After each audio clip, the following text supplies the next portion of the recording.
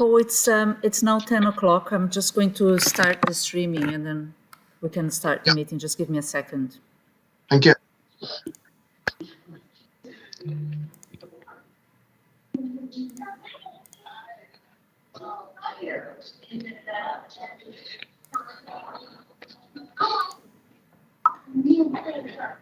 Okay, I confirm that we have gone live. So good morning, everyone. I think you all know me. My name is Luciane Bauker, and I'm going to start the meeting this morning by asking for nominations for the position of chairman for the next academic year, please. Could I have nominations for chairman? I'd like to nominate Paul, please, Luciane. Yeah. Luciana. Okay, so that's been seconded. Do I have any other nominations? Okay, so Paul, I'll pass it over to you. You've been elected chair for the next academic year. Thank you, Luciana. Thank you, colleagues. I'm not sure whether that's just I was the only one that stood forward, or I'm hoping that you have been reasonably comfortable with the approach that we've taken over the last year or two.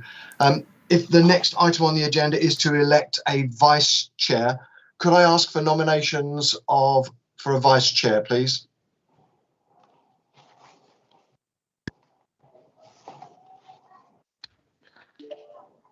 I'm happy to continue, Paul, if there's no other nominations. I'm happy to nominate you, Brian. Thank you. Thank you. I would certainly second that. If there are, I would happy. So if I second that, please, Luciana. Are there any other nominations for vice chair? I'll take the silence that there are no further nominations. Brian, thank you very much. If we can elect you as vice chair, School Forum, for the next academic year. Thank you. Great. Thank you very much. If we can move on to apologies for attendance. Luciana, I think we've got a couple of people who've informed us by email. Yeah, Shirley Austin may be joining us later, but she did provisionally send her apologies. And also Chris Conyon is standing in for Amanda Woodfin. And I think Rebecca Margetts will be a little bit late into the meeting. Oh, Shirley is there now.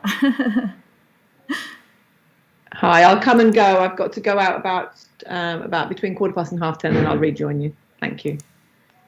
Thank you, Shirley. Great. Then if there are no further apologies for attendance, can I move on to the minutes of the last meeting, which I hope you've all seen and read. Can I initially ask if anybody has any observations of factual corrections before moving on to matters arising? I've got a hand up. Sal, yes, you've got a correction. Thank you, Paul. Just on page 16, I think it's towards the bottom of page 16, there are a couple of points that talk about Ofsted inspection in relation to our send revisit. Could those just be changed to use the term revisit rather than inspection? Because it wasn't a formal inspection undertaken by Ofsted and CQC. It's formally known as a revisit. Thank you. I can see those points. Luciane, if you could correct the minutes to reflect a revisit rather than a formal inspection, please. No problem. Thanks, Sal. Any other observations? I can't see any other hands up then. At the next opportune moment, Luciana, I will sign those as an accurate record of the meeting of the 14th of July. Can we briefly run through, or not briefly, can we run through matters arising where the matters arising are not a substantive item later on the agenda? As is quite often the case, Catherine and Lynn have been through, and I don't believe there are any pure financial matters arising, but there may be one or two other matters. On page 9, the school admissions task and finish group, there were several items that arose from that, but they are carried forward into the substantive item 10 on today's agenda. Similarly, on page 10, there were a number of items arising for school admissions, which will be carried forward in Sal and Brian's report later on this morning. I'm hoping that others are following with me. On page 14, there was a comment about a variance report for the growth fund. I hope you'll have seen that that is included in item 8 on today's agenda. There were a number of comments on the high needs block that again are addressed in item 7 on today's agenda. One item may be the IIP timeline, but I think, Sal, you've included that in your high needs block report. It was under the forward program. Yes? It is there, Paul, yeah. I thought I'd seen a nice little project plan. So can I ask again, are there any other matters arising that colleagues have identified from the minutes that are not substantive items that they'd like to cover now? I'm not seeing any hands going up. So thank you. If we can move on from matters arising to declarations of interest. Can I ask if anybody has any declaration of interest that they've not previously declared and or that applies specifically to today's meeting? Luciana, I'm not seeing any hands raised. So if we can assume that there are no further declarations of interest. Moving swiftly on, if we could move on to the first substantive item, which is the revenue monitoring report, agenda item 6. Am I handing over to Lynn or Catherine? Me, Paul. Okay. Thank you, Catherine. Morning, everyone. Let me share my screen so you can see what I'm looking at. Thanks. Right, so as you can see from the report, our forecast has gone up a bit from when we reported in July, and that is mainly to do with the high needs block and the increase still in the numbers of EHCPs that are coming through the system and the new starters in the new academic year. So there's an increase, an adverse movement of 665,000, most of it attributed to the high needs block. And the key areas of the movement are for children staying in our own mainstream schools, which is, I think, a good news thing that we're keeping children in with the HCPs in our own schools. There's also a movement to out of borough LA special schools of our children. It seemed to be children were leaving primary school and going starting year 7 in a special school outside of the borough, and also independent non-maintained special schools had an increase as well. And we're going to talk about that later on in the high needs block update. Has anybody got any questions on those movements before we move on to the contingencies? No hands up. Okay, so contingencies, schools block, again, there's been no call on the de-delegated contingency fund, and the early years provider reserve fund. Again, we're not going to know, as we said before, we're not going to know until November what the adjustment was for the previous financial year. So then we'll bring an update to that in December. And then we've got an item on the growth fund. Piers, are you okay to take over from here? I hope Piers is there. I can't see. Yes, he is. He's on the call, but his microphone's muted at the moment. Oh, yes. No. Technically challenged at the moment. Don't get me started, Piers. Right. Let's. Okay. Well, you got the report on the growth fund. Sorry, forgive me. Just before we move on to item point 7 under this agenda item, Catherine, could I ask that? And I like the idea that we're now consolidating the contingencies into the budget monitoring report. I think that's entirely appropriate. Could you, for each of the lines, show, perhaps in the right-hand margin, the balance at the report time that we are carrying forward? So therefore, the de-delegated school, the schools block de-delegated contingency, whatever that number is, the early years, they would be in-year balances. For the schools block growth fund, could we show brought forward reserves and the in-year allocation and any in-year spend to date? Yes, yeah, we can add that. Thank you. So we have a little summary for each of those contingencies to understand where we are at this particular point in time in value terms. Sorry, Piers, if we can move on to your growth fund report.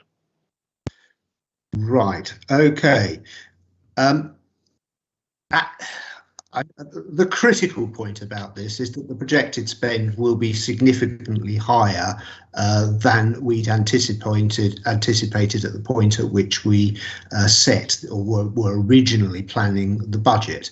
I mean, without rehashing the conversation at the last the last meeting, as you know, the reserves were brought forward, and we had the discussion about the process that should have been followed to do that at the last meeting. So I don't see a value in doing that. In repeating a conversation that we've already had. But nonetheless, there is obviously an issue there in that if we are going to bring forward budgets or potentially bring forward reserves at some future point, you need to be to understand that that's the likely position from the get-go, as it were.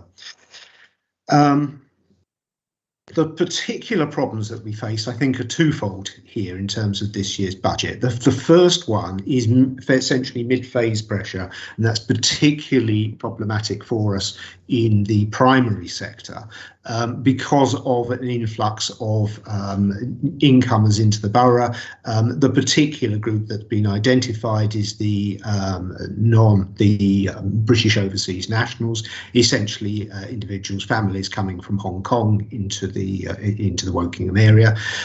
Because of the way we collect figures mid-phase, it's not entirely clear how big an issue that is. There plainly are a very significant number of people coming in. The issue is that the data mid-phase is coming through from the admissions team, and the admissions team essentially see the people arriving or those that contact the council for places, because of course mid-phase we don't necessarily coordinate admissions into schools.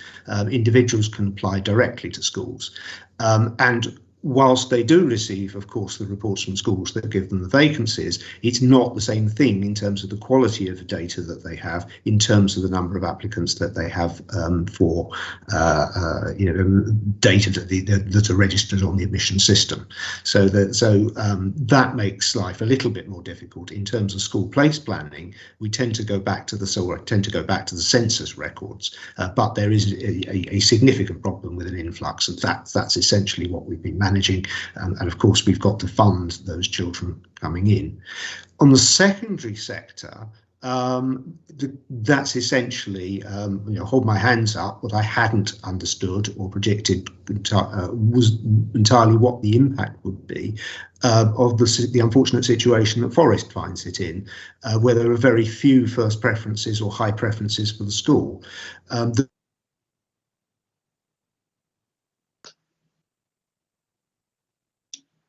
Piers, I have a feeling that you have frozen. Can other colleagues see Piers? Luciana, can you hear or see Piers? No, he's frozen. Yeah, thanks, Emma. Let's give Piers another. Yeah, thanks, Shirley. Let's give Piers another second or two. And we might have to put a pin in that particular item and move on. Chair, if it's helpful, I'll email Piers separately outside of this meeting to ask him to reconnect. Thank you, Sal, if you wouldn't mind, that's very kind.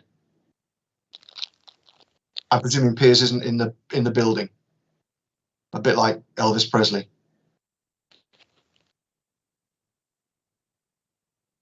Okay, then in the interest of time, could I suggest that we put a pin in Piers' continued report and move on to budget planning, not the high needs block. That gives us, because in budget planning we're talking about the growth fund, and therefore when Piers rejoins we can continue that conversation, and we'll shift high needs block back after the budget planning. So he's back. Piers, you just saved yourself. Great. If you can continue, please. Thank you. Yes, I do apologise. I've no idea quite what happened there. We've just completely lost contact. Okay. Yes. So the position on the primary is that the secondary, what I hadn't modelled was quite what the implications would be if we had a need to agree places in other schools, essentially, which schools with waiting lists. What that's meant has been it's that coincidence of school admissions law, the need to allocate from the waiting lists because you have to allocate in accordance with your oversubscription criteria, and the fact that many of those boys particularly were already on the waiting list of Forest. So by agreeing capacity in schools with waiting lists, which certainly at the initial point of allocation was every school, and that we exhausted the waiting lists in some cases, but the consequence was that you were essentially having to create. Hello, I hope, Sal, the message that's coming through is an old one. It is, Piers, yes. Yes, good. So the difficulty is that with the waiting lists, which for schools other than Forest, I should emphasise, are schools at which the consequence of that is in creating places to ensure that we could make offers to girls, we were inevitably making places that we also had to offer to boys. And the consequence of that process was that we created a giant shuttle out of Forest into other coeducational schools. And I think that's one of the things that we certainly need to have a look at for the admissions process going into next year, to consider what are our options, what's the best way of our seeking to avoid that. But it's very difficult because what parents, of course, want to do is to send their children to the high preference schools. Those are the schools that are going to be, the incidence of schools that the number of schools that are likely to be able to offer us places, certainly from the initial conversations that we've been having with schools, many of them are schools that are highly preferred with long waiting lists. So the effect of the implication, and of course they're coeducational schools. As a consequence of that is the way things are going at the moment, we may have something similar next year. Our hope, of course, is that the very good news from Forest School about its Ofsted visit and its new Ofsted rating will mean that parents will see the qualities that the school offers, be able to, having that evidence of good education from the very recent Ofsted inspection, and we'll see a lot more high preference offers to the school, in which case hopefully we won't have quite the same situation. But of course, as we speak at the moment, we don't know that that's the case at all. And our planning has to be on the basis that we're in a very similar position to 21-22 in 22-23. We can hope to be in a much, much better position, but it would be very foolish at the moment to assume that we will be, because it's, as we know from last year, it's much more difficult to make arrangements at the last minute than it is to make arrangements, albeit with the caveat that they may not be required at an earlier stage. So I mean, in terms, I would add, of our role projections, the role projection was pretty well, from what we can see, bearing in mind it's a January to January projection, but certainly at the moment, the year 7 allocations for 21-22 are pretty well bang in line with the projection for January 22. So that looks like the role projection tool is certainly showing quite robust figures, for at least in the short term at the moment. The difficulty with that is that simply gives me a balance overall. And we know that we've got slightly more places, certainly more places available in the borough, in theory, than we have numbers of allocations. The difficulty, the challenge that we have, which we will be working with Forest School to resolve, is about making use of that capacity at Forest School within the limits of what admissions law lets us do. The other issue on the secondary, I should say, again, it's closely associated to the primary sector, is the issue of mid-phase arrivals. The problem that we have is that the numbers do fluctuate. So even if it appears, and given that we are fairly close to capacity in all schools except for Forest, what are we? Yeah, so the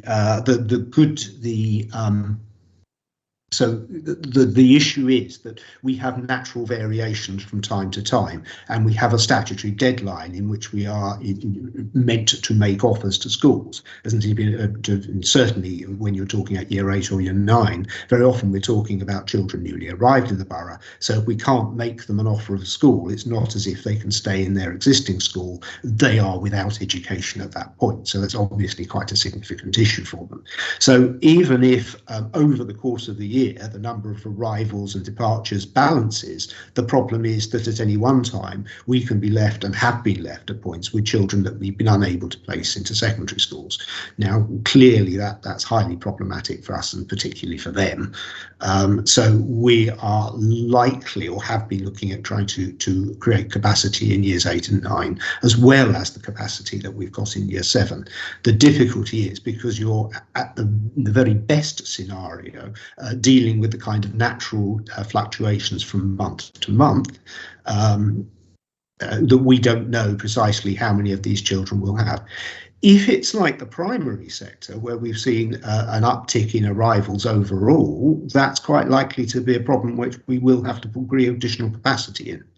The difficulty is, particularly when we're dealing with a very specific situation relating to Hong Kong, of course, is that the situation in Wokingham will be tied to factors completely outside of the borough and indeed outside of the country. So a critical factor in the number of individuals, families that can arrive from Hong Kong is the behaviour of the Chinese government. Piers, whilst I'd love to have a conversation with you over a cup of coffee about the activities of the Chinese government, for right now, we've got 20 colleagues on the call who probably also would like to join that conversation, but can we focus on the figures that we have on page 24 of the report? Understanding your comments on primary, you have, in quotes, effectively overspent, or you are anticipating overspending the primary growth figure from budget of 335 to 443, and your explanation behind that was new Hong Kong families with young children coming into primary, and yes.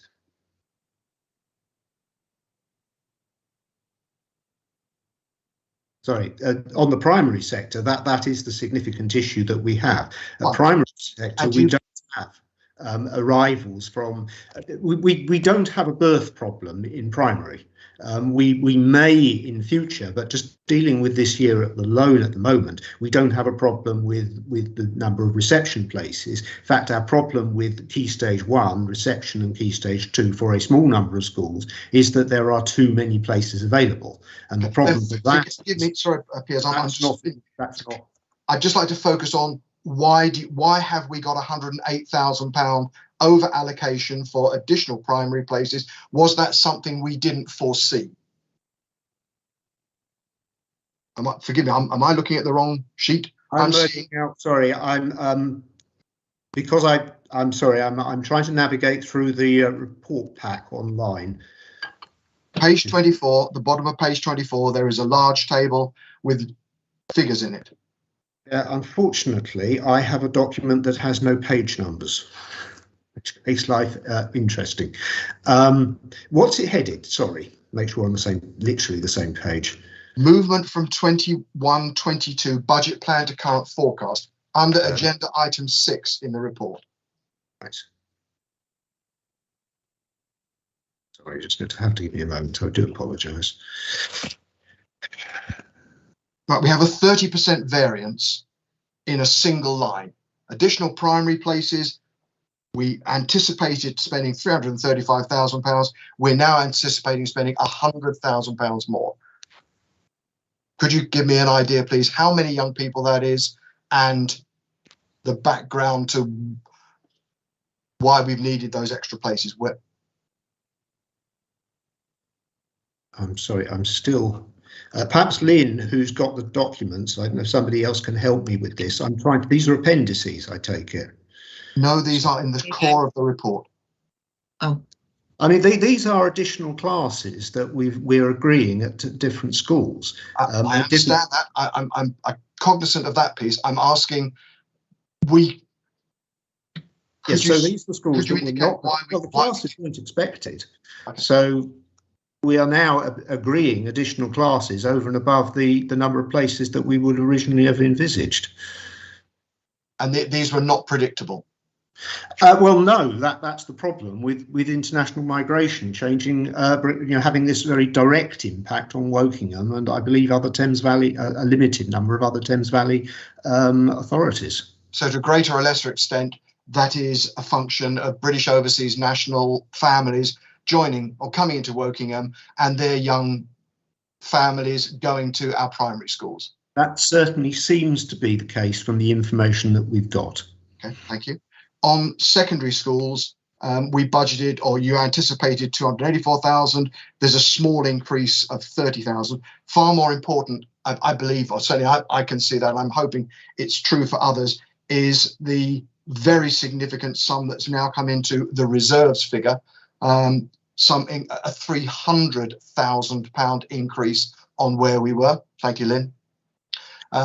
And whilst I'm hearing some the background to the challenges that predicting young people in the borough and their education, could you please identify how many people are represented by that increase of 318,000? So what have you assumed to come up with that figure?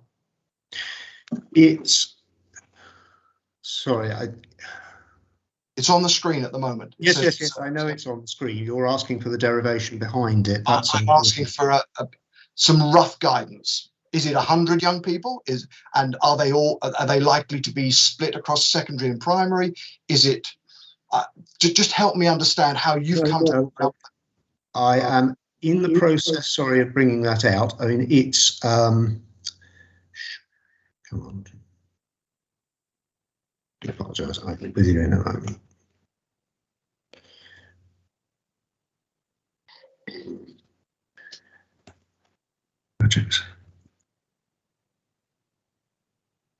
Whilst you're finding, I hope colleagues will forgive me for labouring this point, but if we look at the budget for the next year, I don't know whether you've had a chance to read the reports, we're suggesting that next year this particular item will grow from 800,000 this year to almost 1.4 million next year. And before I think we then allocate so much money to this particular area, understanding why we are suggesting £300,000 of it, which is in quotes unidentified schemes, but for no needs, which are expected to become real schemes, but we don't seem to be able to identify them. That strikes me as that's Donald Rumsfeld language, as I commented to Lynn and Catherine a little earlier. Okay, let me explain that to you. I think I've looked at my background notes on this. Yeah, so there's two elements to this. One is two classes in the secondary sector. So that's your year 6, year 8 and year 9 figures that are coming through. So that is those are classes which, as I was saying, we don't know. It may be that the numbers will recede slightly and we won't need to create those places. But at this moment, because we have had periods of time when we've had significant numbers of children, girls, who we've been unable to place, that's where we were looking at creating additional capacity in those years. I understand at the moment that we don't have a waiting list. That's my last information, but that position changes from day to day. I get that. But in your forecasting, your planning, yeah. So £150,000 is for 2 classes of secondary young people. Yes. Yeah. For a full year, because if we haven't had it already, presumably that would only be from January. Yes, so that would be, and that's an issue about how quickly the classes could be set up and run. So if it was from January, then obviously the amount is less. This is a fairly the difficulty is that some schools have been able to set us up new capacity very, very quickly, and others haven't been in that fortunate position from our point of view. So yes, it might well be from January, or it might be even later, and therefore obviously the proportion of spend will drop. But my assumption has to be, in effect, the worst case financial scenario, that we ask and schools give us immediately. And of course, if they do that immediately, then they may have additional costs as well in terms of setting up the class, because plainly they're not Ours going to is to understand how much of this is a contingency and how much of this is likely to be real spend, because it will impact the budget that we set for next year. Yeah, so the difficulty is that half of it is the 2 year 6 classes. Sorry, not year 6. Start again. Half of it is the years 8 and 9. So we have had times when we've had girls in those age groups where we've been unable to place them. So that's essentially half of it is, and we've been making active plans. At the moment, we don't have agreements with schools to open those classes, nor indeed do we have an immediate need.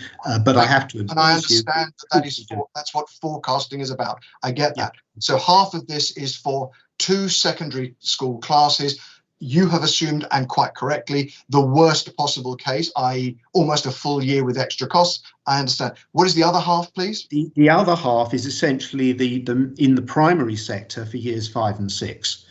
Where we are running low. We are within a range in year 4 where we have to be thinking about the possibility of creating additional places, but we haven't reached we haven't run out of places in year 4. But certainly in years 5 and 6, there may be a need for additional capacity. That reflects the very rapid rate at which numbers have been growing. How many young people and how many classes? Two classes. It's essentially 2 classes again. I mean, I think it's actually 70 children that we've got. That essentially it comes down to. So it's about £150,000 representing 70 children. So 2 and a bit classes, if you like. Thank you. Again, the same scenario, the same caveat applies, that at the moment I'm not sitting here as we speak with 2 additional classes that we're negotiating and expect to announce the names of the schools for imminently. But nonetheless, because of the rate at which numbers have been rising, that we've had a need to open 1 year 6 class and then a 2nd year 6 class, and the numbers certainly seem that they are still coming through. So on that basis, it is prudent to assume that we will open 2 more classes. Sadly, from a planning point of view, not definite. Thank you. Could I suggest that we enhance this report to add a small extra paragraph in here that indicates that the incremental £300,000 has been provisionally aligned with potentially 2 secondary school classes and 2 primary school classes. That may not be the reality at the end of the year, but in terms of your planning, that's how we arrived at these figures. Yeah, very happy to do that, Chair. Thank you. Very, very good idea. Forgive me for taking so much of Piers' time. Colleagues, can I open to other questions that we may have of Piers and particularly the movement on the 21-22 growth fund figure? Or have I exhausted everybody's patience? Hi, Jenny. Good morning. I just was a bit unclear, Piers, about September 22. I see from the figures that you're anticipating a need for 90 additional places, and when you spoke at forum, you talked about the impact of capital investment. Where would we have sight of that in these papers, or presumably it's from a different sum? Of the capital investment programme. Do you mean? Sorry, site of. So you've asked, you've given us a sense that there will be a need for an additional 90 places in secondary for September 22, which will happen terribly quickly, truthfully, won't it? As you mentioned previously, most schools are full, and to take in an additional tutor group or 2 tutor groups, depending on the request from the local authority, would involve capital investment, which of course is above even these figures. Presumably that is in a different area of council money, but I was just interested what the thinking is of that at the moment. Yes, well, at the moment, there's 2 things going on. There's an ongoing consultation about the secondary need. That is purely about what the numbers look like and where the pressure points look like in the area. Allied with that, or in parallel with the agreement of that statement of need, is, as importantly, will be an action plan. So process for the action plan is dependent very much on our ability to reach agreement with schools. So, as you know, we've asked a number of schools, we've asked all schools really what they can do potentially to help us in terms of offering additional capacity. That once we've I'm at the moment securing consultancy support to enable us to cost that program reliably, so that we can feed that into our capital program. The capital program side of it ultimately requires the agreement of full council, because it's not even within the gift of the council's executive. The capital program is purely owned by council. So, you know, our formal decision in that you're probably going to get in February, but very unlikely that things are going to change. And I think from what's agreed with officers and with lead members, I think that once we have what looks like a programme that we've agreed, then I think there will need to be a process of circulating that with schools and say, you know, this is where we've got to with the action plan. In fact, I think it's something I've got to agree with Sal, but I think it's probably quite a good idea for us to have a bulletin that we share with particularly secondary heads about where the progress that we're making with securing extra places, and who we're talking to with the agreement of the schools. Because I know from conversations with yourself and others that there is a concern about the degree of transparency in the system. I may be ploughing on with the best intentions in the world, but plainly agreements that we make with individual schools can have implications for other schools, so that it's very important that whatever we do in as open and transparent a fashion as we can.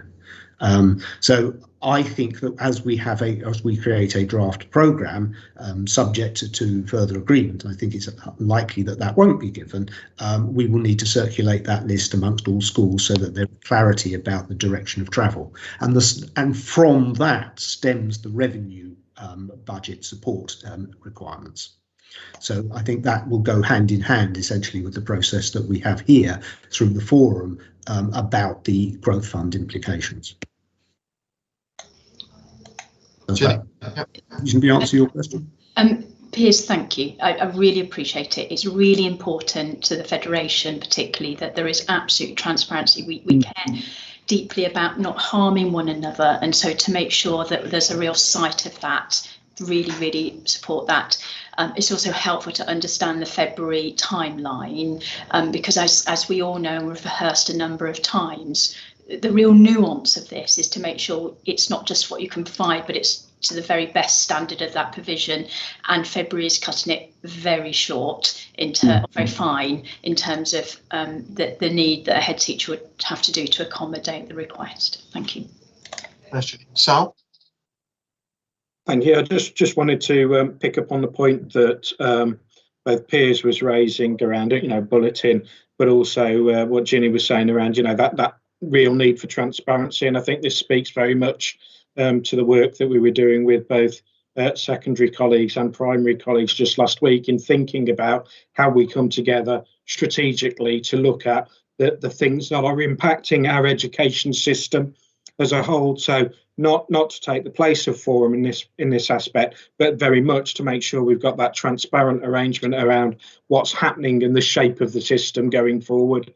Very much aligned to the Federation's premise of seeking to not do any harm, really, and making sure that we are having those open conversations, discussions around what the system needs to look like going forward.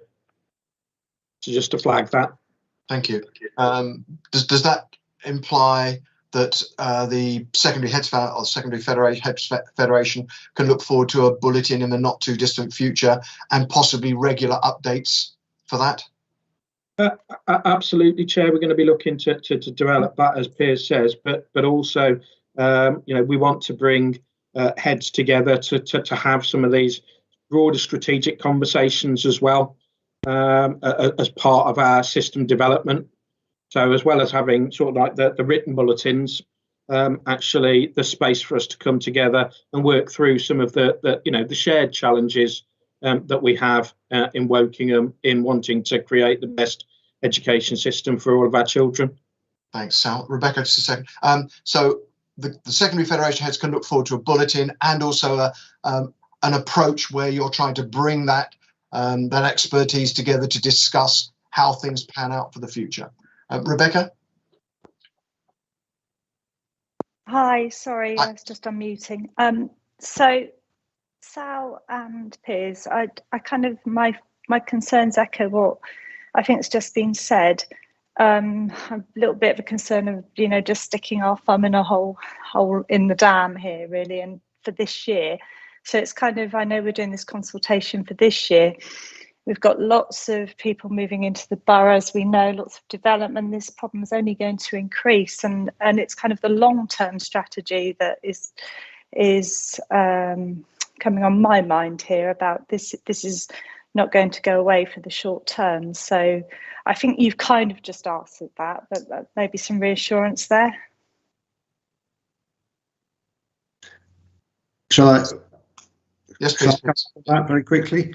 Okay. The need as we see it at the moment is, I suppose there's two elements to it, if you like. There's firstly what the projections are telling us about what numbers will look like. In the short, up to a decade, the projection is indicating a rise and then a fall. So that's currently what it says, that the numbers will go up and then they will drop down again. That's kind of what we're seeing in some parts of the borough at the moment. The caveat with any projection is they're inevitably wrong. We are very much at the mercy of national planning policy, and the number of houses that get built and the number of families that move into the borough is very much related to what happens in national planning policy, which is under review at the moment. So we don't know what the outcome of that review will be. We know that the white paper that was consulted on last year or earlier this year, time moves very quickly, was going to open up probably a lot of Wokingham to development. Maybe that's a bit of sorry to interrupt, Piers, I don't mean to interrupt, but I think it's for me more that the strategy after this year. So we're doing the consultation in which I know ends at the end of this month, about places. So what is our strategy moving forward to deal with this in the future? Because it's a bulge, the strategy is to create capacity that meets the bulge. So the capacity will be, for some schools, that will be effectively be full-time expansions, and there will be other schools where we will be looking to place additional children for a relatively small number of years, because that reflects the number of children that are in and coming through from the primary sector. In the much longer term, the strategy will be to ensure that we have ability to add another secondary school into the borough. That's not to say that we will build another secondary school, because I don't have a projection that says you need another secondary school, but this is a borough in which developments with a lot of non-green belt countryside, and the reality is that there's likely to be a lot of ongoing development. So our strategy is... So I think you've covered... I think Rebecca's question is less about how you think the strategy will evolve, more about, is there a transparency and an engagement with those experts and knowledgeable colleagues on the call who are going to be able to engage in that? Ben, I've got you on the list as well. So Sal, if you could just help Rebecca on that as well. Just to clarify that point, really, I think the current consultation that we've got out at the moment is seeking colleagues' involvement in terms of helping us to start to shape the detail of what our longer term strategy will look like. So Piers has outlined what we need to base the strategy around in terms of the numbers that are likely to come through the system, so that bulge and then that drop. What we are seeking through the consultation is what do schools colleagues, as well as parents and carers and others, believe is right in terms of their local area, so that we can take account of that in terms of finalising and informing our final strategy for the borough. So absolutely, we wanted to take on that expertise again through the forum that we were discussing last week, and develop the development of this strategic forum with schools, whatever it's going to be called, is precisely the place where we also want to be making sure we're having those clearly system strategic conversations about what is going to be right to meet the needs of children within the borough going forward, and how do we do it in a way that takes on the expertise from head teachers and learning professionals, as well as making sure that what we don't do is just plump for solutions that could ultimately damage our existing provision. Lovely. Thank you, Sal. Rebecca, is that addressing the issues that you feel you need to hear? Yeah, I think it does. I just, like I said, I haven't. Anyway. It will be good to see that realised in meetings and papers and engagement. So, Ben, you've got a comment. Thank you, Paul. Yeah, I certainly endorse exactly the points, Paul, that I'm recognising that we do need to know about, and the transparency of what's on the cards and how that's coming about. What I would say, and I think it's important, I do appreciate that the immigration crisis that we've had from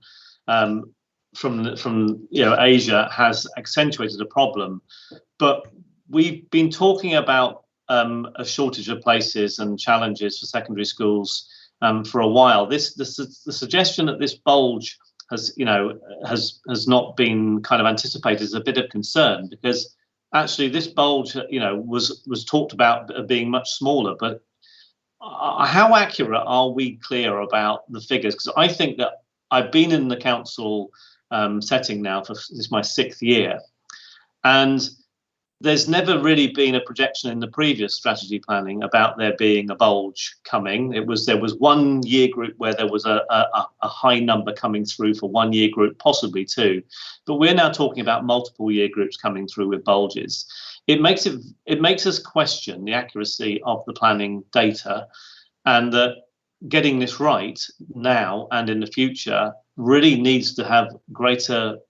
I think we need greater detail and information to know how and what's being planned on, because it's been underestimated badly, and I think that's got to be taken into account going forwards. Because these schools are being asked to take extra places in next to no time of actual meaningful planning, and that we could see this coming in secondary schools 2 years ago. Piers, do you think you could respond, please, briefly? Well, the strategy that we've been working to is now time expired. Had we not been through a national pandemic, it would have been rewritten at least a year, possibly 2 years, a year and a half ago. It's a collaborative exercise, so it relies. It's not simply me sitting in a darkened room, or there's an element of that writing a strategy, but I'm collating and relying on information that comes from a range of colleagues, all of whom had other things to do. So we're now in a position, as we're pulling out, that we're rewriting a strategy, and in a different world, this strategy would have been published a year ago.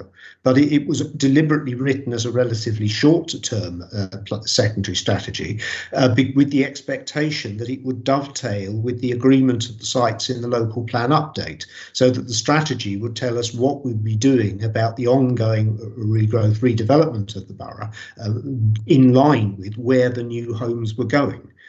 Here we are sometime later, and we don't know where the new homes will be going.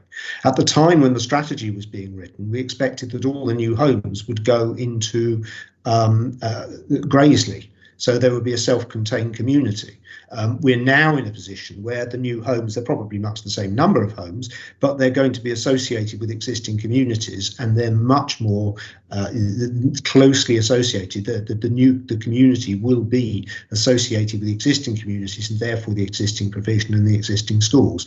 That's certainly not something that we'd have known about a year ago. So we were expecting. I think you can hear from Ginny, Rebecca, from Ben, and from others. There are plenty of people who would like to help you in your darkened room. And I think I hear from Sal that your belief is that bringing those colleagues, those experts, in to support you and shine some light into your darkened room would be welcomed by you and by Sal. If you could please assure us that you will be seeking support and understanding from those, I think we would all feel an awful lot happier. It is a partnership endeavour. So having got to the stage of what I think the situation is and putting the numbers out there from that point forward, it's a public debate. You need to have something to put out into the public arena. We've got something out in the public arena. Piers, I think we're talking about the evolution of the strategy. Not when you finally publish it and then listening to people come back and say, I like this. It's helping you to. No. The document is not the strategy. The document is a building block towards the strategy. The strategy is utterly dependent on the quality of it, of the contributions and the expertise and the knowledge of the people who contribute to it. Central to that is the secondary school community. And absolutely. So the clear assurance is that it's not just that we're listening to you, but your voice, your contribution will be central to the preparation of that strategy document. Thank you very much. That seems a good point. If colleagues are with me, to put a pin in there, and I'm sure we'll be revisiting involvement of experts in the sector with your consultation and your development of that strategy at each meeting in the next period of time. Can I look down the list? Are there other colleagues who have any questions or issues they'd like to raise around this particular growth fund picture for 21-22? So Piers, I'm sorry we've given you a sort of 30-odd minute grilling, but I think you can. This has been building over time. You know that. I think colleagues on the call, there's a desperate energy to try and contribute to this and understand the challenges. And when I start to see numbers like this cropping up, there's a real fear that we really don't know what's coming down the track. And that's not a good place to be. Yeah, that's a fair comment. Thank you. If there are no further questions to Piers are there any further questions on the revenue monitoring report agenda item at all? If not, thank you. I'd like to move on to agenda item 7, which is high needs block. Sal, can I pass across to you, please?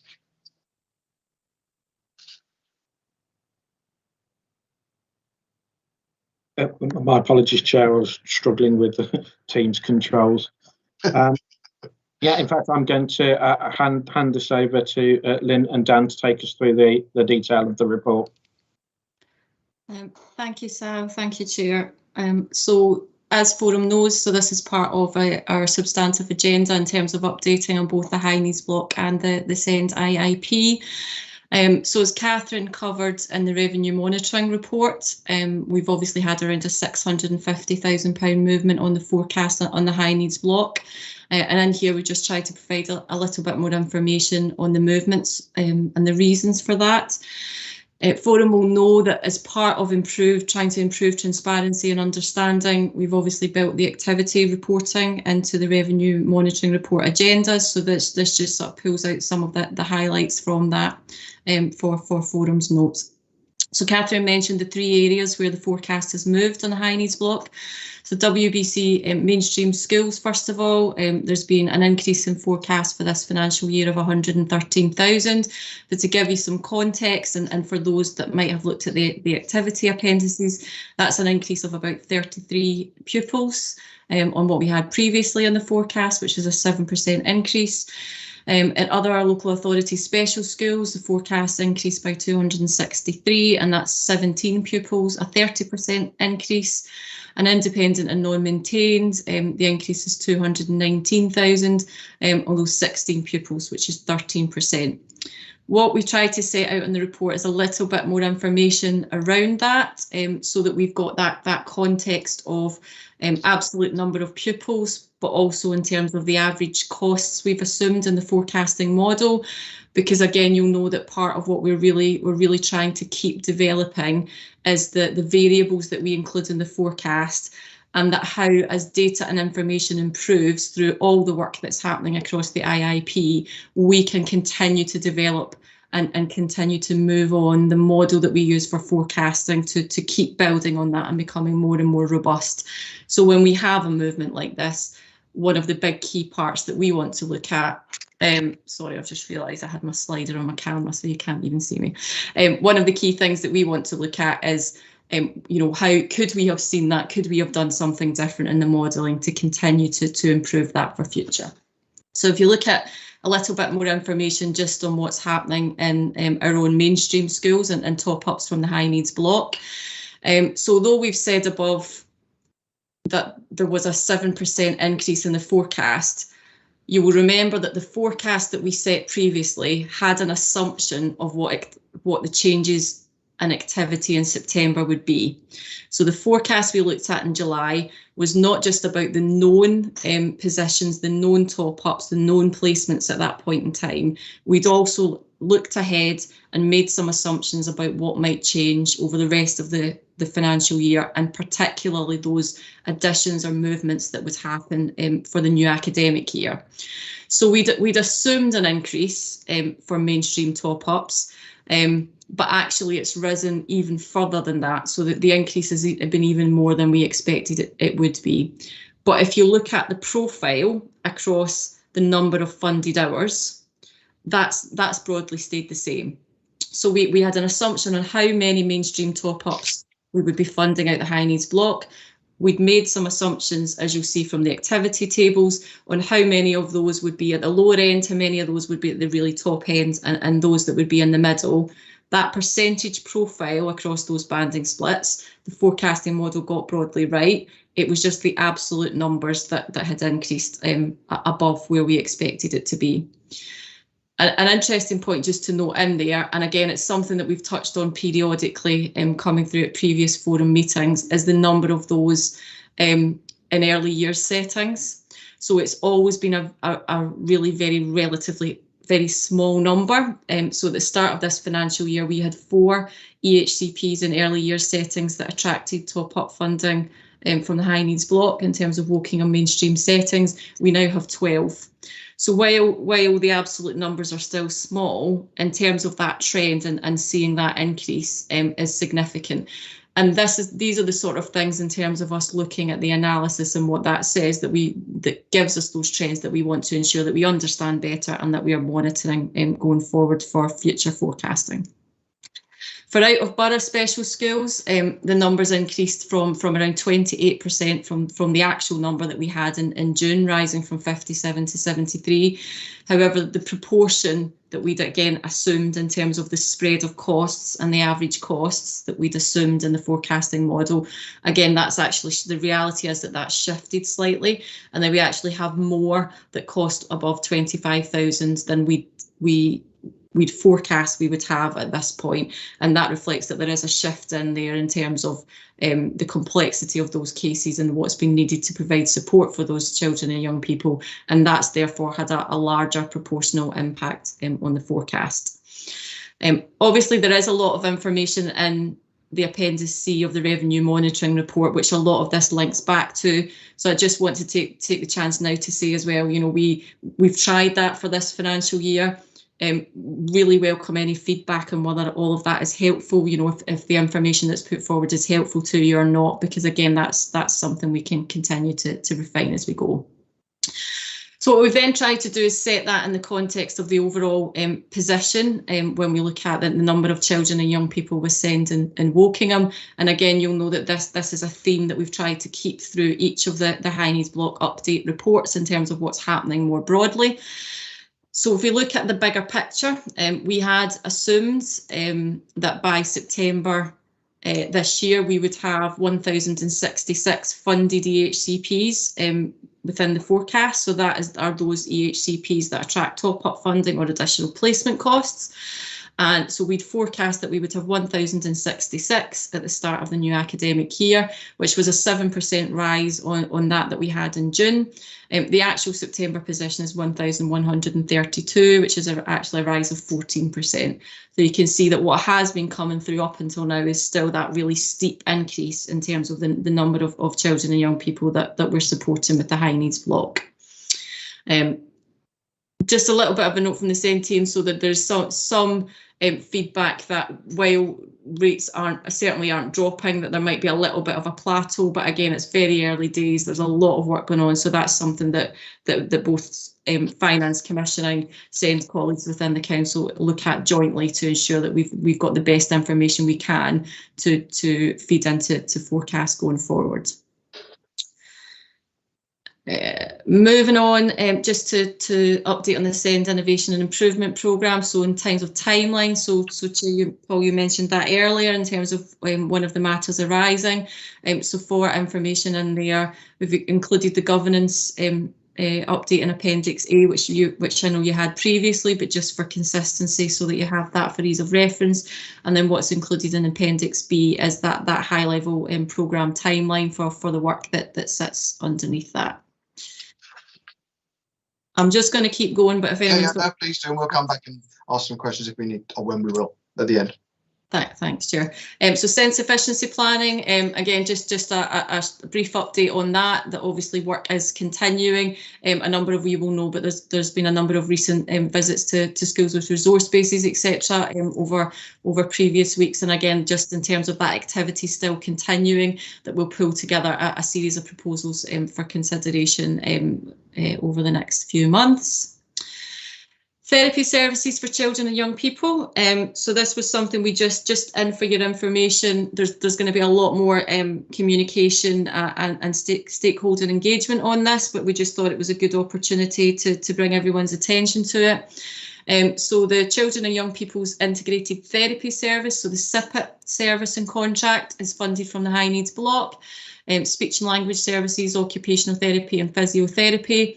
We have touched on this, certainly from a financial point of view at previous forum meetings when we've been thinking about budget setting. This is just really a bit of an update on where that work has got to. So Wokingham, Reading and West Berkshire councils, along with the CCG, have been in some discussion for a while in terms of the fact that everyone currently uses and contracts with Berkshire Health Foundation Trust to deliver the SIPP contract. We've done some work within local authorities to align the end date of existing contracts across all three local authorities, because there was some discussion underway about how we could potentially jointly commission this type of therapy and contract in the future to get a really sort of robust value for money approach across the wider West Berkshire footprint. So this is really kind of an update on where that is. There has been agreement that the three local authorities will work together to basically for a full retender process to recommission what our SIPP services look like. Wokingham the lead authority for that group. Kim Wilkins, one of our commissioning colleagues, which I know a number of you have met Kim before. Unfortunately, she couldn't be here this morning, but she's leading that from a commissioning perspective from Wokingham.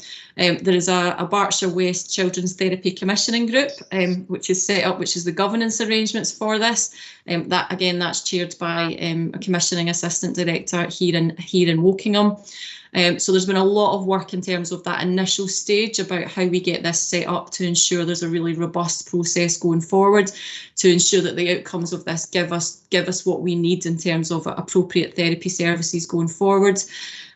As it says in there, we obviously can't do it without obviously relevant input from colleagues and partners and other stakeholders. So there is a short survey coming out if it's not already. I know when we wrote this, a lot of this was when we wrote these reports, a lot of that was in the offing. So there'll be a whole series of information, questionnaires, etc., meeting with relevant individuals coming up in the near future. But we just wanted to make Forum aware that was ongoing. And obviously we'll look to bring back relevant updates to Forum as that work continues to develop over the next 6 months. Last but not least, so financial outlook and deficit management plan. So we'll know from previous discussion at the July meeting that we were due to meet with the ESFA over the summer.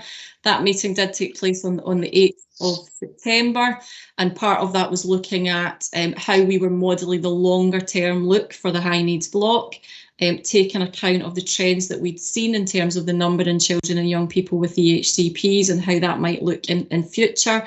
So both from if we carried on in a trajectory, what does it look like? And then what is all the work we're doing under the SEND IIP and other areas to mitigate against some of that, to look at how we arrive at a robust multi-year financial model for the high needs block. That meeting with the SFA was useful in terms of looking at some of the assumptions we were developing.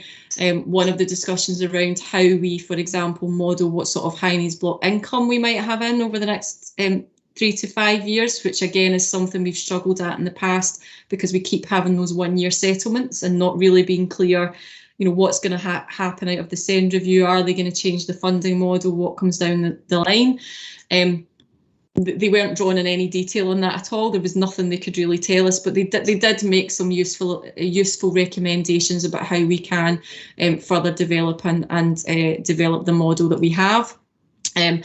Therefore, what we've agreed is, so we've got some work to do internally over this month and into November to revisit and revisit those assumptions and look at that multi-year model, on the idea that we can then bring something back to Schools Forum in December to take you through that, both for that longer term strategy and outlook, but equally and if not more pressing at December, so that we're starting to think about 22-23 budget setting for the high needs block.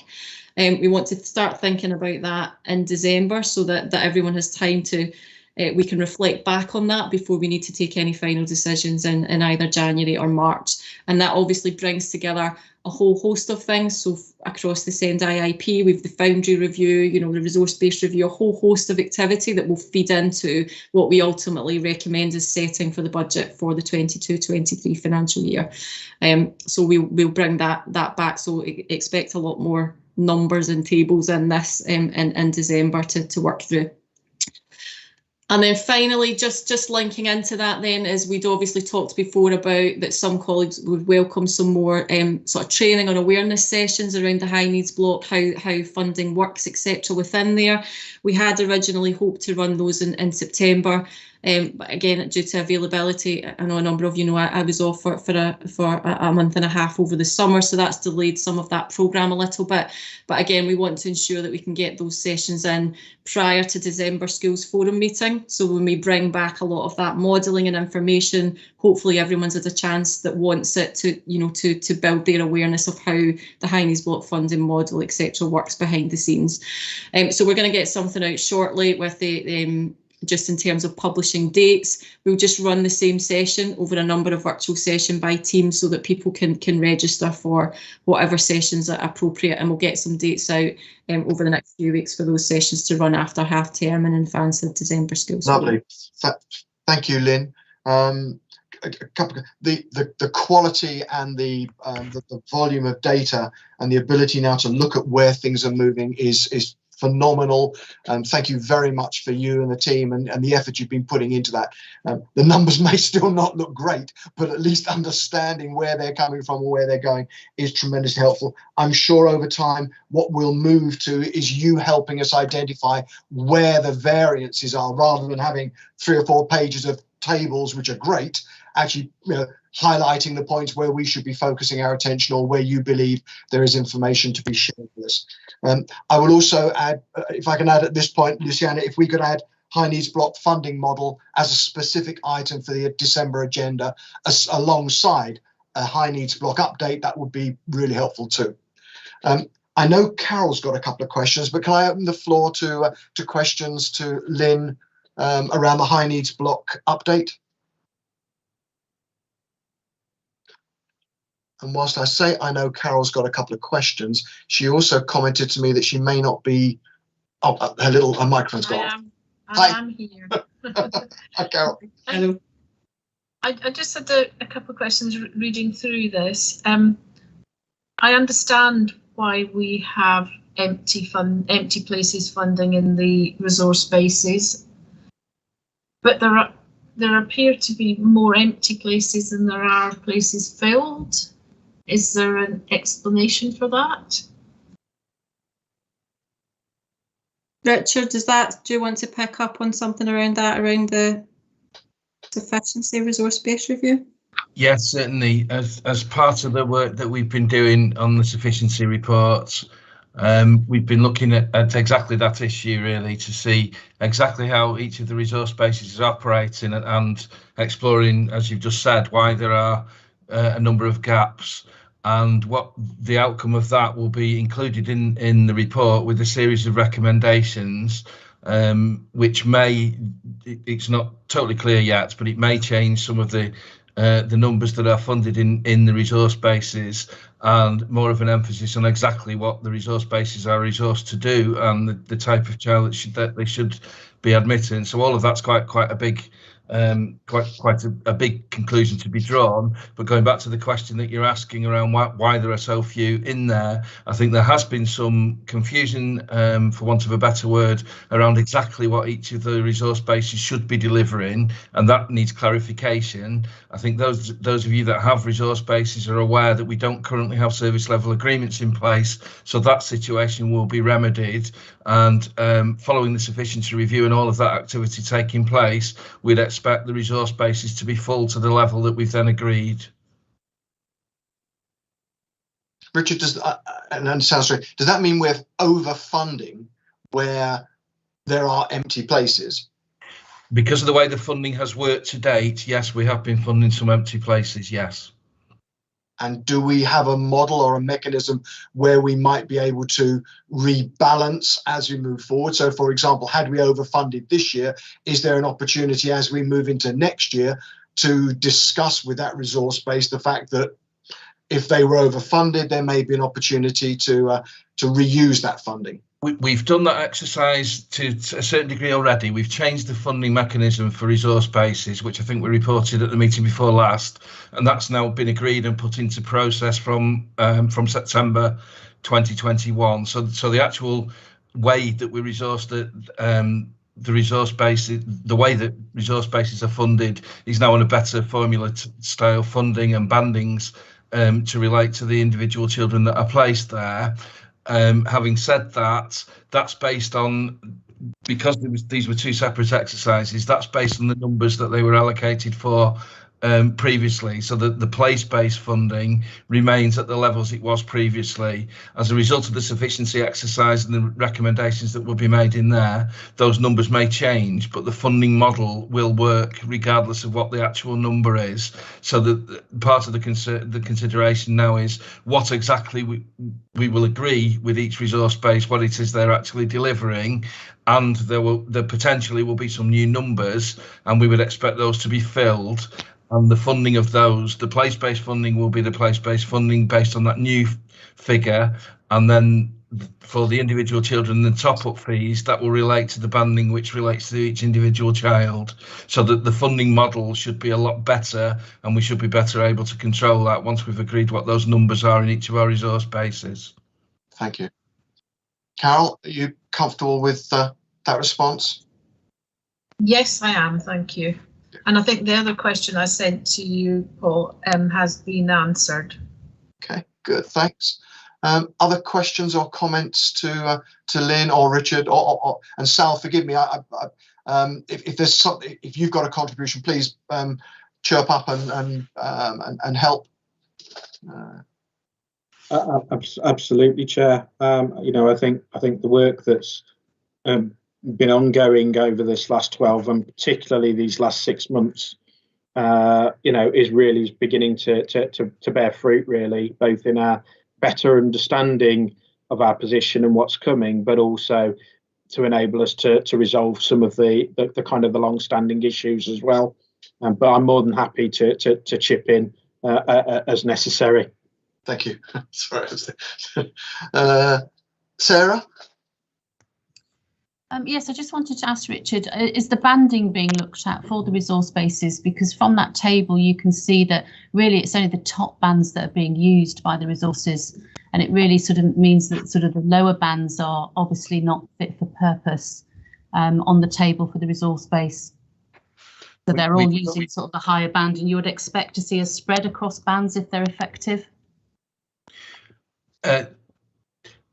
The answer to that is that the initial banding was based on an initial assessment of where each of the children currently placed sits, but that was subject to change through the annual review process. So over the next few months, each individual child's banding will be reviewed, and as you said, it's likely that some of those will change, so that is then reflected. And as more children are admitted to each of the resource bases, then we wouldn't expect them all to be in the same banding. Although for some particular resources, the likelihood is quite a number of them will be at the top banding, but that doesn't apply in all cases.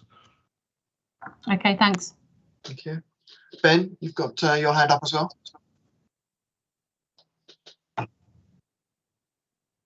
Hi, Ben. Apologies, I'll take that down. It's still up, I think. Okay, right. Not a problem. Okay. I can't see any else. So again, Lynn, so the quality of the information is outstanding. Really helpful, and let's hope that over time, together with your model, it will enable a much better planning. That sadly, the quality of the numbers don't mitigate the fact that we are spending a shed load more money than the local authority has to spend on the high needs block. We may now know where we're spending it and why we're spending it, but it is still a very significant spend, and we are way over budget. Way over budget. Can I ask the Foundry? We put aside some money for the Foundry review project. Could you just give or Sal or yourself or whoever, give a quick update as to where we are with that? So Dan, I don't know whether you want to say something more broadly on the review, but I can certainly, in terms of specifically on the money we set aside, so I can probably say something quickly on that, Paul. But so we'd agreed the 400,000 that we'd set aside in the high needs block budget, if you like, or in planning for this financial year, came about because obviously we'd kicked off the review with Foundry. There wasn't time to conclude that before we set budgets for this financial year, but we knew that their projections at that time on the Foundry budget was that they were likely to fall into deficit this financial year. So the 400,000 was set aside not for any additional on something different. It was more as a buffer to say that as we worked with Foundry through the course of this year, we had something over and above their core budget that we've set that we could draw down through governance of the review programme to supplement their budget if we could evidence that that was necessary, and to protect them from falling into a deficit position at the end of this financial year. So that part of work still ongoing, obviously forecasts at this time of year, and that all schools submit into the schools finance team at this point of year is really critical to where we're going to be when the dust settled in the new academic year and we know what's happening. So from a purely financial point of view, the updated forecast for Foundry will be something that we'll be looking at with them over the coming weeks in terms of where they are and where we think we're going to be for the end of this financial year, to then make some recommendations on what we win act around that 400,000, and we'll obviously bring that back in December. But Dan, I don't know whether you've got anything from a wider review that you might want. Yeah, it was just to the delay on the Foundry is it's absolutely. I mean, I would have to apologise. It's my fault due to our work with the DFE and other things. So I'm actually in with Foundry to conclude, to do the final part of that on Tuesday. I'm in there with them all afternoon to sort of get the nuts and bolts of that review, which will then help Lynn and the finance team. But the delays is on my part because of other work, so apologies. But it will be done Tuesday, and then we can report from there. Okay, thank you. So the 400,000 is sat there. You're not aware that it has been drawn down against yet, but it may be that once you've undertaken the work you're taking now, you will be able to estimate better how much of that £400,000 will be needed by the balance of the year. So there might be some good news, and that we don't need all 400,000, and therefore the high needs block overall estimated picture at the year end might be slightly improved. Yeah, we've assumed for now, although we haven't agreed anything, we've assumed for now that we would draw down the full 400,000 to take that prudent approach. But yes, Paul, if we can work through with them, then obviously we will whatever is drawn down will match appropriately what the actual financial position is. And we'll bring back full detail on that. Look forward to hearing that at the December meeting. Thank you. Are there other questions on the high needs block update? I can't see any hands up. If not, thank. Oh, Dan, sorry, sorry, got Yeah, sorry. Just wanted to give an update because it's probably prevalent considering the financial information around the high needs block and so on. The Innovation and Improvement Programme at the moment, I suppose we are now through, you know, we have permanent people joining us. We have more permanent staff coming in. We are not going to remove our interim staff while they join. We'll keep that consistency, which will help us. We've obviously got a number of programmes of work going through. So the improvements within the SEND team and the administration of that, the financial communication and logging that to help us then push that forward is all in place now. Part of the discussion with Foundry, with our resource bases, is where the innovative part of that title comes in about what we can do innovatively to look at our provision needs and what we will do moving forward. So that is part of that discussion. So I suppose in terms of the timeline of work and how we affect the high needs block and the disparities there with the budget, we've done the improvement work to get the processes in place to sort of come back on proper forecasting, proper understanding. Now it's the innovative work that we sort of enter into with colleagues to see what we can and can't do. And ultimately, whether we have enough to do what we need and whether we need to speak to the DFE about, you know, the algorithms and how they finance us. But I just wanted to give that overview where we were, Paul, if that was okay. Yeah, thank you. I appreciate that. I look forward to hearing more at our next meeting. That sounds good. Thank you. Any further questions on high needs block? If not, can we move on to agenda item 8, which is budget planning? Lynn, Catherine, forgive me, I think it's probably Catherine, but I'm guided by you. Yep, it's me. Let me share my screen.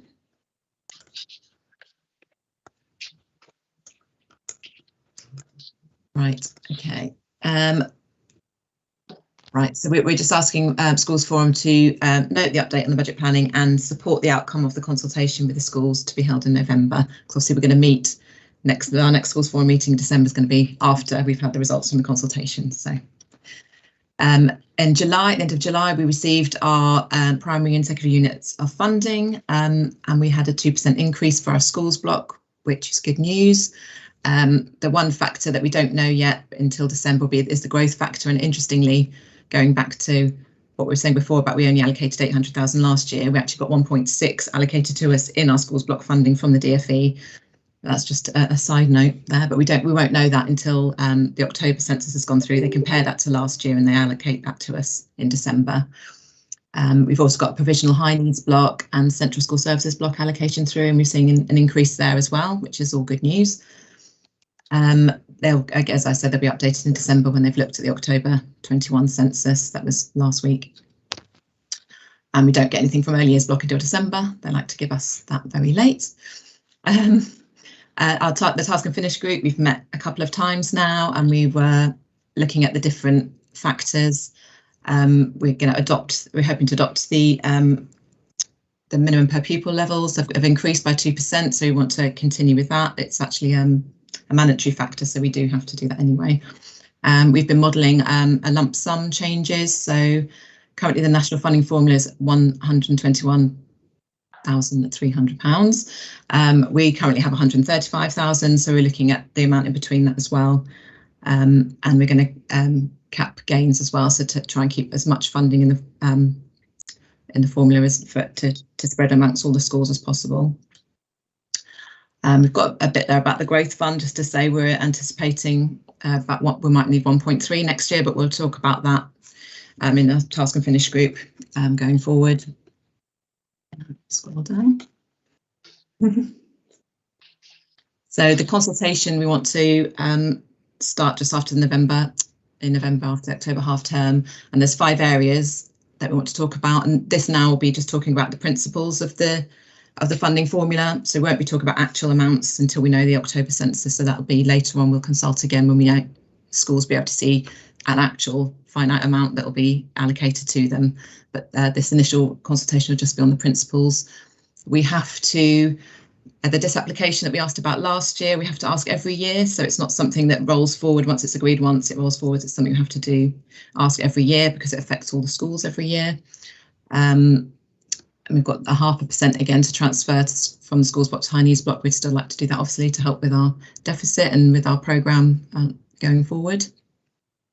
and also the principles of establishing a falling roles fund, because even though we've looked at that in the past and it's something we've sort of discounted because it is quite strict, the regulations around that, we have had a school that has asked us to look into that, so we're going to put that out there in the consultation to ask other schools if they agree with the principles of that. And we also have the de-delegation review. That's just for maintained schools. I'm not sure if it will be able to be included in the initial consultation, actually, because I think the timing of the meetings have been a bit delayed, and I think that'll come the meetings will come a bit too late to be included in this initial consultation, but we will be consulting with schools about that as well. Okay, then before you move on to I think you've got the document next, haven't you? Forgive me, if we can just talk through. Can I ask a couple of questions? The growth factor allocation by DFE to the borough, although it's 1.6 million, it's in our gift how much of that is actually allocated to the growth fund, and how much is just included in our overall fund. So we can set it at whatever we choose. You're just helping us here understanding how much we have received by way of allocation from DFE. Yeah, exactly.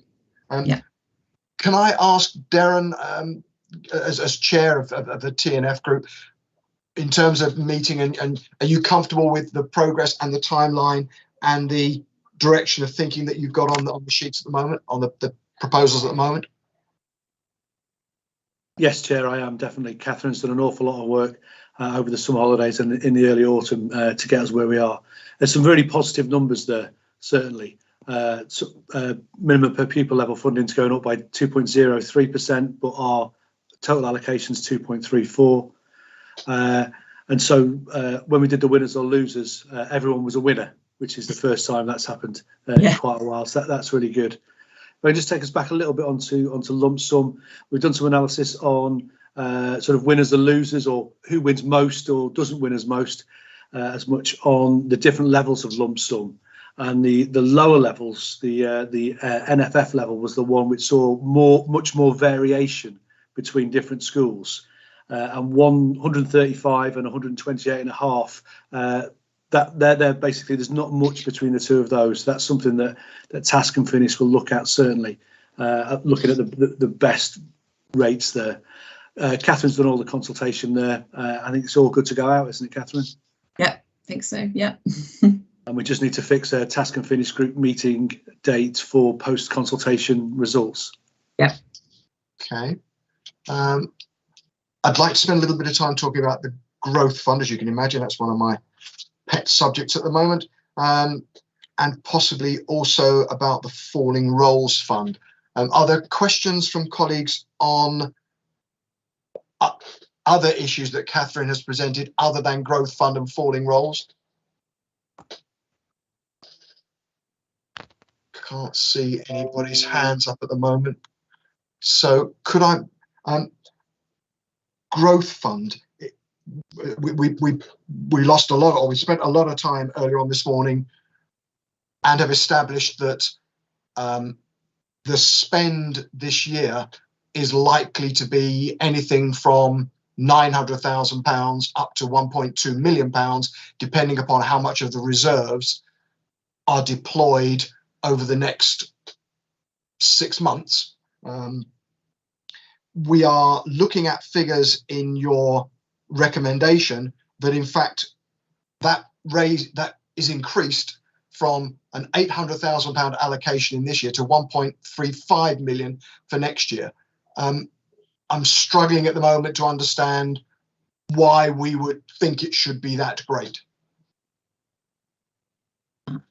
That's figures that we've got through from Piers, what he's anticipated. I'm sure, with all due respect, Piers.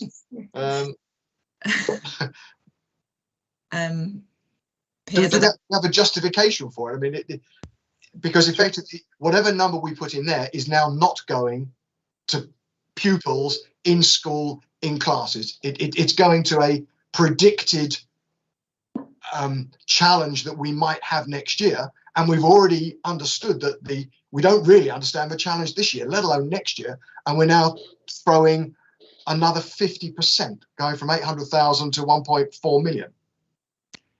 Yeah, we do need to look at this because we'll need to know if we're going to spend up to that 1.2 million this year. So then anything left over, we can quickly reduce this 1.35 down. So we're not taking as much off the schools block. Yeah, with due respect, Catherine, it's too late by then. We have to agree these figures before you know how much of the 1.2 you've spent. So therefore, we may need to take a judgment call, A, on how much of that won't be spent, and B, how much is really underlying, really needed for next year. I've got Sal and Darren. Sal, before I come to, can I just quickly pop back to Darren to ask how the TNF group have worked on that, and then come back to you, Sal. Darren? Thanks, Paul. Quite happy for the Task and Finish group to have a look at Growth Fund. I think, as you said earlier, it depends on those forecast numbers from peers. So quite happy to have a conversation with peers, and I think it's in the minutes to do that, to see what the demands on Growth Fund will be in 2022-3, and hopefully having a look at the years after that as well. So we can definitely have a look at that at Task and Finish. Sal?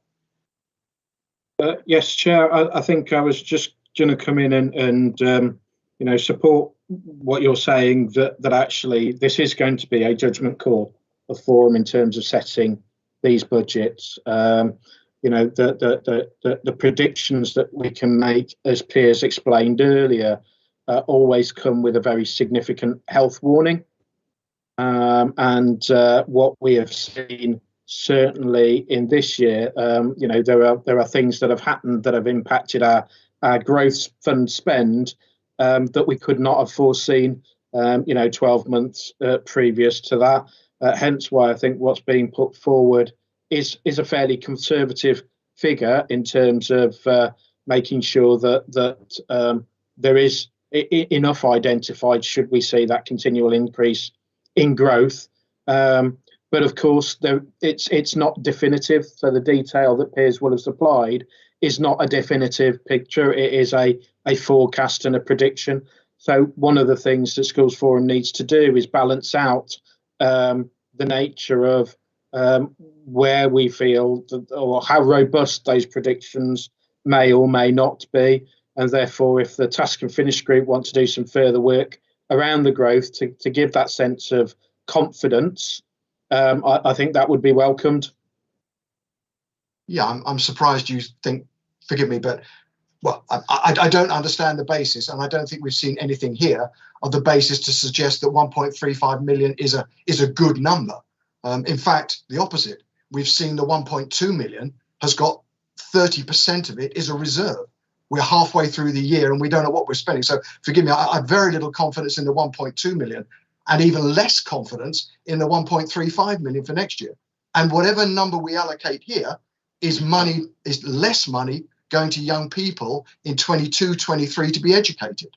So I understand everything else is looking good, but if we were to say no, with all due respect, the number needs to be 800,000, for example, that would put £500,000 back into a bigger pot to be spread amongst the 20-odd thousand young people that are going to be educated in 22, 23.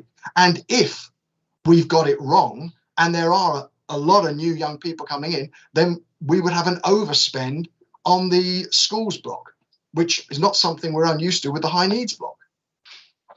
The challenge is if we allocate this amount of money and don't spend it, there'll be a whole year of young people that have not benefited from it, and we'll just be carrying it forward into next year.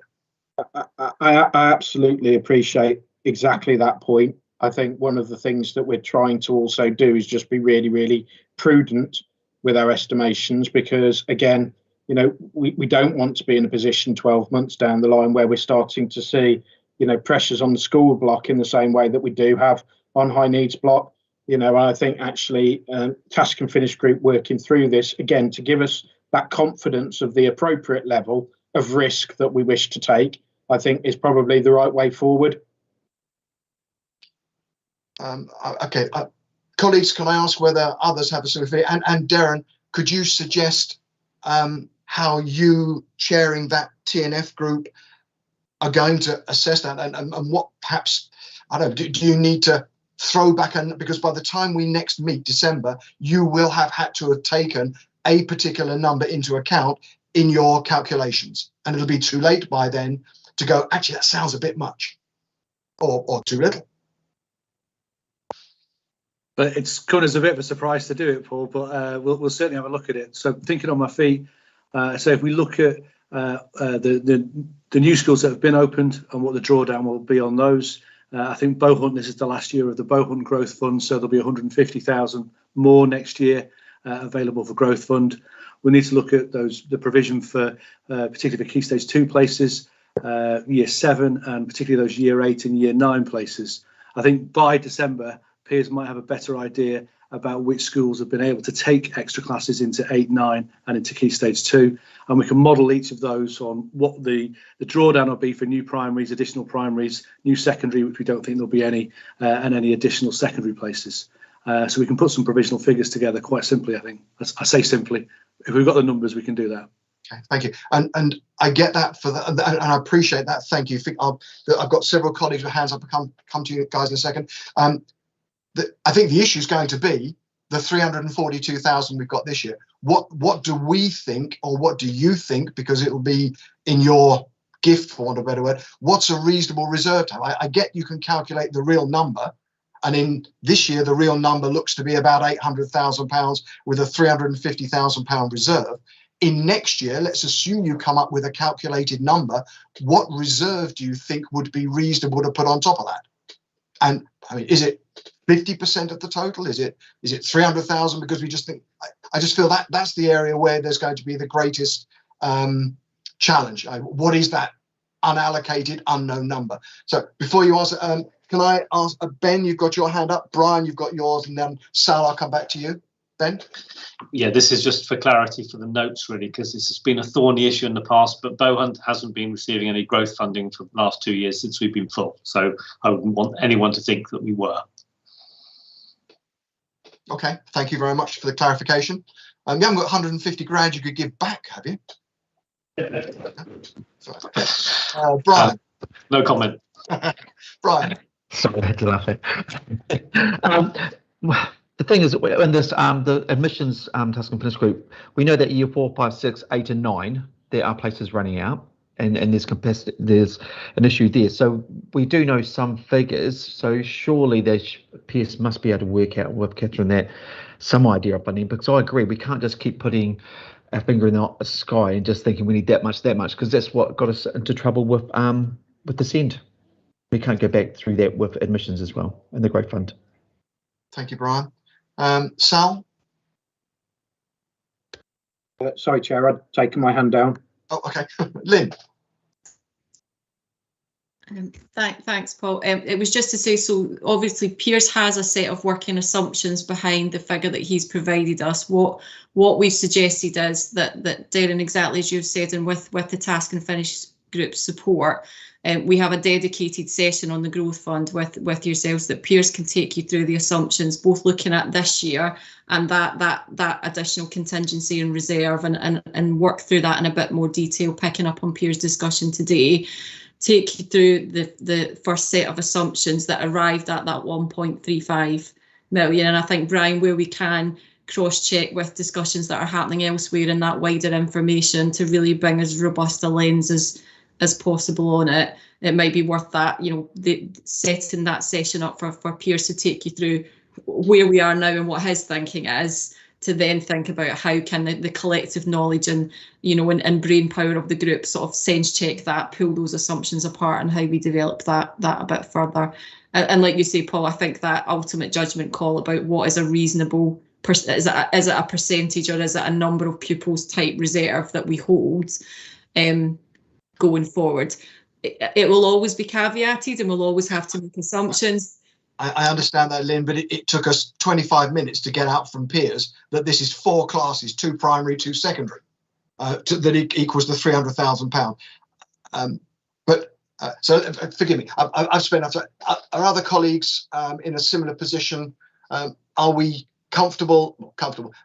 Darren, we're going to rely upon your sharp pen. Please take a torchlight, because if Piers is still in a darkened room, he's going to need some light shone in that room to help him understand what's going on. Do I have any comments from other colleagues? Brian, I think you might still have your hand up, or you may want to make another comment. Ben, I think your hand is still up. Thank you. No, I took it down. Sorry. Okay, no, it's gone. Yeah. Yeah. Cool. Sorry, it could just be my slow machine. Sorry, Chair. Can I just say apologies to Ben from Bowen. I was looking at the 151 from the 2020-21 outturn, so it's not in the 21-22. So apologies, Ben. Fine. Then, are there any other? The Falling Roles Fund. And are we comfortable that that is now something we're going to ask about? Are colleagues aware that the Falling Roles Fund is quite narrowly defined and doesn't address geographic changes in pupil volumes, which, to be honest, I think is a far bigger problem than a temporary fall in roll over a year or two. But that's not what the Falling Roll Fund will speak to. It only speaks to short-term local planning data, or local number shortages. Okay. Ben, I think your hand's either gone back up again or we're still, and if so, no, I don't think Ben's there. So, Carol, yeah, and then Karina. Nope. I'm just going to say that I think in principle, once again, Falling Roll Fund is a way forward, but I do have concerns that it's driven by the planning data and the accuracy of that data that would be available. Yeah, indeed. And Karina? Yeah, hi Paul. This is to do with Falling Roll, but I was going to bring it up under any other business.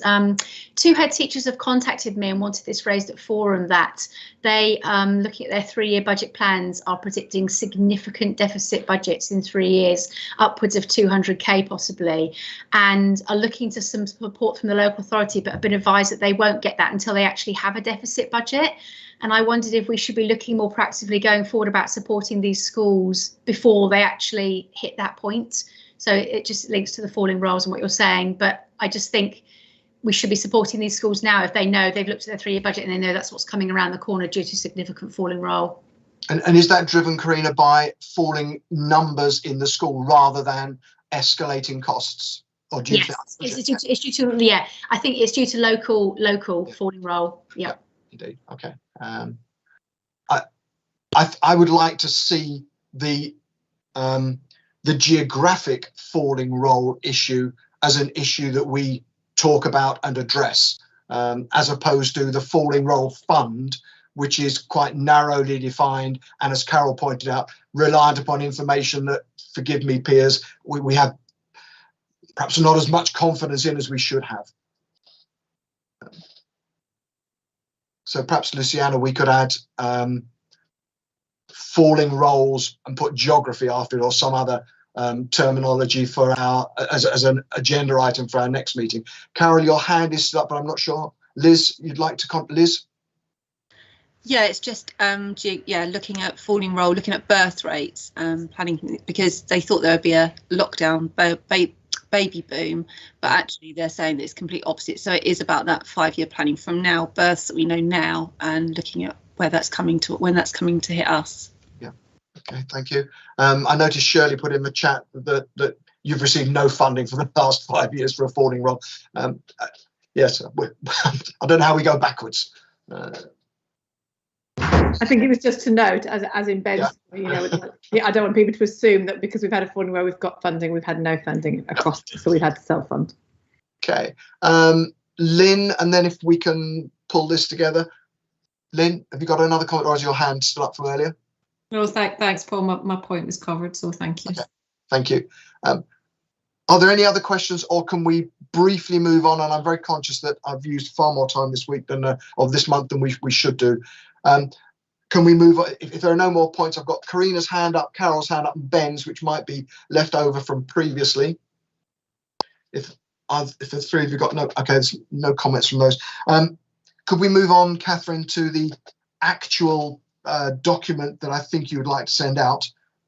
And if you could very briefly just take us through the consultation document. I don't know whether colleagues have had a chance to read it.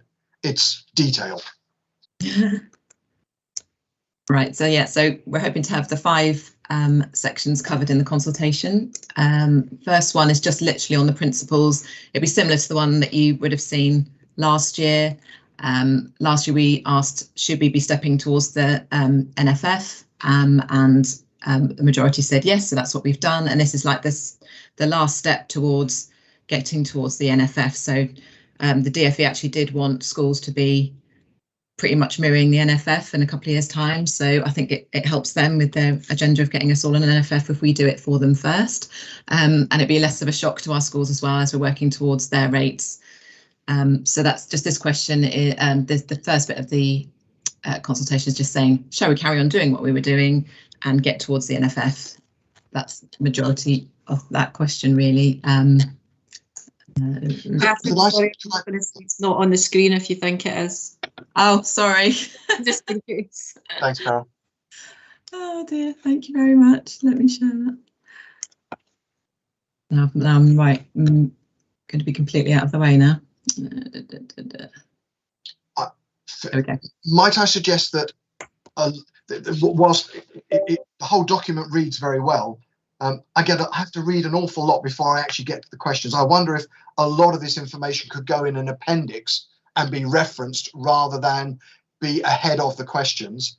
I also wonder whether particularly the task and finish group who've worked on these figures, whether they should be suggesting where you think we should be heading. So, for example, if the question is MFG to be set at 1% as per previous years, is that what you feel is the outcome?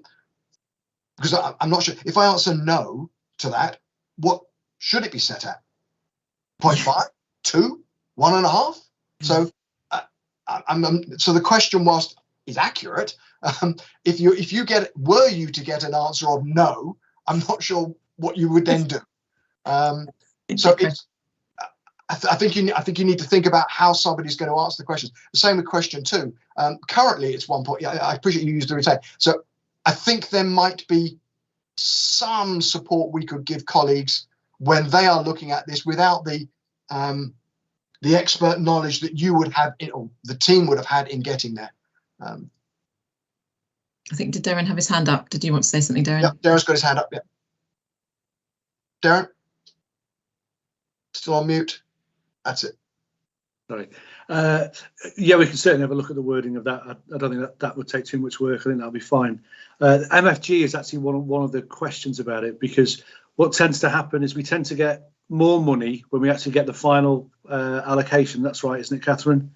So often what happens sort of late doors is there's a little bit more money in the system. So we might look to increase MFG from 1% to 2% or 1.5%. And that's one of the things that once we've settled on lump sums and we've got the final allocation, then we can look at MFG, because sometimes there's too much money swishing around, which is a nice situation to be in. And that's why MFG might increase. So we could certainly look at the questioning, how the questions are phrased, but we will come back, I think, in the December meeting with a few more questions for forum to just clarify on. My point is that this consultation will have gone out and you will have had replies before we next meet. And if were the reply to question 1 no, what does that mean? Yeah, and that's it. And that's why we can look at rewording the questions, certainly. Yeah, okay. So perhaps I could ask you to have a look at those questions and put yourselves in the place of non-experts who don't know. And as I say, I would suggest moving a lot of the content, the explanation into an appendix rather than at the front there. Yeah, we are meeting with schools to talk about the consultation, so hopefully that would help as well to discuss around it first. Liz, I can see your hand up. No, okay. Carol, I think your hand up is up as well. No, okay. So if I can move on, I'd like to, forgive me, I appreciate I'm using people's time. I'd like to talk about the 0.5% transfer from schools block to high needs block. As a group, when we met this time last year, we, School Forum, voted within ourselves that we wouldn't transfer 0.5% from schools block to the high needs block.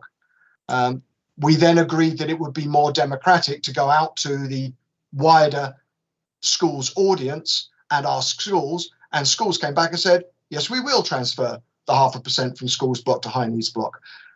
We're asking the same question again here. The feedback I received from colleagues after we'd gone out to consultation last year was that perhaps schools hadn't been sufficiently well informed to understand the implications. And I wonder, and I'm putting it to the group, should we as school forum have a position and perhaps as part of this document share our position so that schools may be better or differently informed? And if colleagues don't think that's a practical approach, then fine, not a problem at all. We go out as it is. Brian, you've got your hand up. Karina, you've got your hand up. I'll come back to Karina in a second. Brian? Yeah, I agree, because I mean, can we have it in some way with the questions is where it could be that a task and finish group recommend this, or so with that proposal, that's not recommended by school forum or task and finish group to do with the high needs block. So that could be more WOCAM are looking at doing this. So schools get an idea of where this is coming from. Thank you. Karina? Yeah, two things. I think schools need to understand a little bit more about financially what that money, that 0.5% actually equates to, what it would be for their schools, because I don't think that's the feedback I've had. And secondly, we did say last year that we felt this shouldn't set a precedent going forward, and now that seems to be what we're doing. So I think that also needs to be considered. Thank you. Sal, I'll come to you. Darren, your hand's still up? No, okay. No, that's Lexi. Oh, so sorry. I just wanted to pick up on the last point, Corinna, just for clarity, is we're not seeking to set a precedent. It is a requirement that if we do want to, or if we are seeking to propose a transfer, that we do go out to consult with schools on that. And so in that sense, this will be an annual occurrence. I think, Sal, Karina's that the language used implies that it is the norm, which it was last year, but perhaps we need to look at that language and be clear that we're revisiting it each year. Okay, for 20, yeah. I'm trying to spot, Chair, where we're suggesting that it's the norm. What we've proposed in the language there is a clarification of what we agreed last year in relation to consultation, that we would come back out to all schools, rather than us stating that it's the norm for schools to approve this. And I just want to be really, really clear that we're not creating a matter of fact decision. We are just following what is required of us and what we ought to be doing as a responsible authority in relation to consulting with all schools. I'm not debating the responsibility of the authority or of us going out, but I also don't really want to play with the English language semantics with you. But as we had agreed after consultation for 21-22, sounds very much to me like we are saying this is what we did last year. Let's do it again this year. So if I can move on, Liz, have you still got a comment? Yeah, it's just again about the wording. Maybe could we say that, make it clear that it's an additional, that we did do I know it does say that we did it last year, but it is I don't know, you could think that it didn't happen last year because it's exactly the same. So you kind of think, well, I want to say that we did do half last year and we're doing another half. And also the line where it says the overall funding for school will, however, still increase by 2.3. That reads that we will still get 2.3 after we've given 0.5%. Yep. Okay. Karina? No. Okay. Carol, your hand's up as well. Lynn, and then I'll try and draw this to a close, conscious of time. Lynn? Thanks, Chair. Yeah, just to say that obviously one of the things that we've said in terms of we brought forward the school business manager briefing. We picked this up through the de-delegated review about what are the other opportunities that we can offer as at the point the consultation is launched, for people to be able to come and find out a bit more, to ask questions, to explore it, and that's certainly something we will do, so that it's not just a consultation document that arrives in people's inbox without them having the opportunity to come and find out a bit more. And that's certainly one of the areas where, you know, we would run through a bit of that in a bit more detail. Just in terms of that in 2 weeks' time. Have we got something set up already? No, I don't think so. Have we? We've got the school business manager briefing, the dates all in the diary, yes, certainly. Okay. Karina, your hand is up, but I'm not sure if that might have been left over. No, I've taken it down, Paul. So thanks. Okay, sorry. Is there anybody else? Again, I've got Carol. Your hand, I think, has gone back up again. It shouldn't be. It's down at my end. Great. Okay. All hands are down, Paul. Okay, great. Thanks very much. Then, so let me share it back to the group, please. We know we need to ask the question. We've agreed, although in prior years, with the exception of last year, we had not gone out to schools. Last year, we went out to all schools without any comment from School Forum. Schools independently agreed to put this funding there. Will we take the same approach this year? Question one. And if so, is this language appropriate? Or do colleagues believe that there should be additional language in here, which may or may not indicate the School Forum view as to whether this funding should be transferred or not? So I've got two questions. Could I ask for comments on the first of those two questions? Any comments? If not, then we will. Yeah, Brian? I think that we should be putting forward School Forum's viewpoint, because we have all the understanding of all the figures behind it all. A lot of schools don't. They just see something and they tick it. They don't really fully understand, and that's what's come back through. So I think there should be something from Schools Forum's point of view. That's what we're here for, I feel. Can I ask if that's a feeling across the group? I can't see any other. I've got some. Oh, and that's sweet. I've got some little thumbs coming up in the middle of my screen. Ginny, you've got your hand raised. Yeah, I think that's an extremely good idea. You know, we are, when we serve on Schools Forum, there is a responsibility incumbent on us to be educated in terms of the financial decisions that we recommend, and I think therefore it is prudent to use the recommendations from Schools Forum. Okay. Are there any dissenting views, or any? Sorry, that's the wrong word. Are there any other views, or do colleagues I'm looking down my list of people who'd like to shout if you need to speak. But I feel that our belief is we should, as School Forum, put some comment on this particular item. I'm looking and I can't see anybody who's suggesting that that's. And then, assuming that is the case, so, I mean, Sal and Lynn, you've got your hands up. Do you believe that it's inappropriate for School Forum to make such a comment or add such a comment to the item? I think you might have a delay on seeing hands up, because my hand's not currently up. Sorry. Thanks. Sorry. Yeah. Lynn? Thanks, Paul. So yeah, I think we need to think about that wording, because it is, you know, the responsibility with the local authority to consult with schools. I think I'm not saying that the Schools Forum don't have the opportunity to make their voice heard, but I just think we might need to take that away, Paul, and just think what's the best way of doing that. And then just a point of clarity for me, are we saying that Schools Forum's consensus is that they would not support? I don't think we've got to that yet. So thank you. You're absolutely right. We perhaps would like to see a slightly changed language. We do recognise it's your responsibility as officers of the council to go out to consultation. I think what I'm hearing from the group is that as School Forum, we would like to add a comment in there which indicates our joint view. I would now like to go back to School Forum and say, should we move to a vote amongst us? So if we're agreed that there should be a comment in there about School Forum's opinion, could we move straight to a vote to say whether we agree or disagree? Is that a reasonable approach, or would you like to discuss the matter a little more? Brian, you've got your hand up. It could be a little delayed. It's a delay, but I think we should be voting this. And Karina?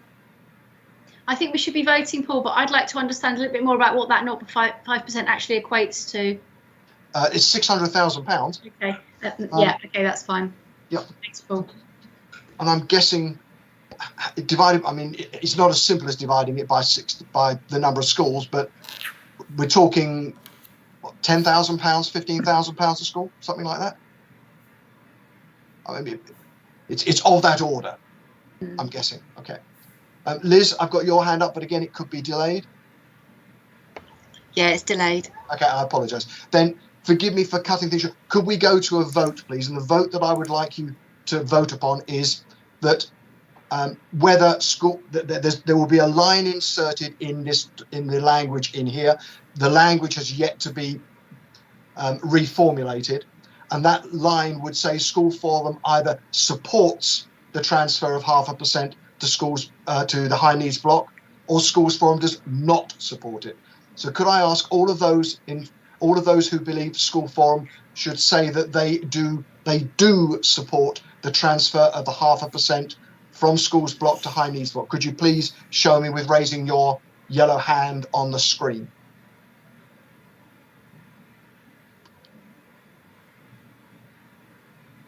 I've got 3 hands, 4 hands, 5 hands saying they would like 0.5%, 6 hands, 0.5% transferred from schools block to high needs block.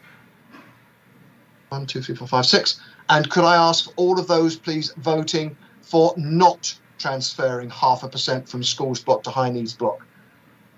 So if you could, if those of you that had your hands up could take them down, please. Right, I'm now seeing 1, 2, 3, 4, 5. Sorry, I got my vote wrong this time around, Paul. Okay, thank you, Brian.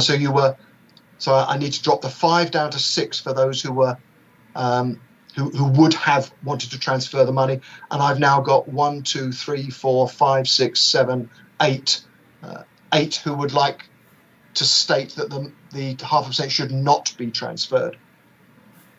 Luciana, did you have the same figures that I have? 5 voted for the transfer and 8 voted against the transfer. Yes, Paul. Thank you. Then in that case, Lynn, Catherine, could I ask you please to reformulate this particular paragraph that goes around it and insert a line in the way you think appropriate, which says something to the effect of School Forum, having considered the matter, do not believe or would not recommend transferring 0.5%. Yeah, Paul, we can certainly do that. Thank you. Darren, can we put the ball back in your court to look at the final language, if you don't mind, please, given the document goes out from your team, or effectively from your team? Yes, certainly can, Paul. Thanks. Are there any other comments on that issue? Brian, you've got your hand up, but it could be delayed. It's a delay. It's a delay. Fine. Thank you. Are there any other issues on the budget planning agenda item? And again, my apologies that we're now over 12 o'clock, and as you know, I desperately try and get these things finished by 12. Luciana, could we move to agenda item number 9, which is School Forum membership review? Conscious that we are trying to keep things as short as possible. Okay, are you taking this one, Luciane? Please, yeah.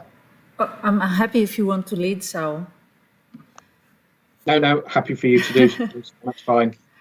So basically, this is a review that comes back to Schools Forum at the beginning of every academic year. We look at the numbers of pupils in each phase of school. And over the last few years, more schools have been converting to academy status. And the recommendation in this report reflects the fact that we now have more primary academies in the borough. So I don't want to go over the whole report because you would have read it. But basically, the recommendation is to increase the number of primary academy representatives by 1. And reduce the number maintained by 1. Yes. So it's the same total number of representatives, just a switch in maintained to academy. That's it. Okay.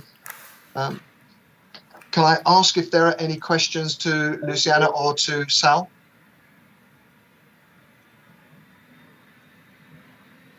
If there are no questions, then can I recognise that we all accept that particular change? So, Luciana, if you can make a note, please. And Brian, as a lead in the primary heads group, can we leave it to you and your colleagues to work out how that new split works? We've already gone to WPHA and said how this was changing, and so we've approached them and gone to looking for an academy primary. So Ellie and I are still waiting to hear from somebody. We've had no one come forward yet. Okay, thank you. Yeah. If there are no further comments on item agenda 9, can we move to item agenda 10, School Admissions Working Group? Sal, this is definitely back into your court. Although, Brian, please, if you could contribute as well. I was actually going to defer to Brian as chair of the working group, but I'm here in support, Brian, should you need it. Thanks, Sal. I'll quickly go through this because a lot of this was covered through Pierce with the Growth Fund, which we won't go back to. We've finalised the terms of reference and we've finalised the fair access protocol. We do have in the term of reference, though, we do need 3 more head teachers of primary, whether and academy primaries, to join us. Being Bishop, all the other places are taken care of, so we've got to go back to WPHA regarding that one. Unless there's somebody here on School Forum in the primary sector who would like to be part of this group, if they could let us know, that would be brilliant. Zoe went through the challenges facing admissions currently, and we've already been through that with the incoming foreign nationals and the capacity in the borough and where we have not got places for. There was discussion around the on-off role and how that data is getting harder for school admissions to identify. So they're looking at a system that can be put in place where schools will respond monthly. Some authorities do it weekly, but we didn't think that was manageable. Also, wait lists historically year on year have just kept on rolling over. They don't actually have to be doing that. What needs to be happening, it should be wiped every year, and then parents notified that, and then if they want to be on the wait list for that school, they reapply. So that will be happening from September 22, which will make it more real about what the wait lists are, because there's so many schools, especially in primary, when they get to year 5 and 6, those parents don't necessarily want to move their child. So there'll be more up-to-date wait lists is what they needed. We are looking at the request of information sent to schools. So Zoe and I are just reviewing that, looking at what information needs to be sent to schools about upcoming places. Also, it's been agreed that on the day of offer to parents, that those numbers will be given to all schools as well. Obviously not the names because they could change due to appeals, but all schools will know on the day of information sent to parents how many places are available or have been sent for their schools. So that will help with budgeting, hopefully to a point. Then the next coming meetings, we're going to be looking at the designated areas, which needs to be reviewed, and that could be in place for the admissions 23-24, because it all has to go into consultation as well, because we're very aware of the fact that there's been so much house building and lines that need to be redrawn because it's not reflecting the numbers currently in various schools.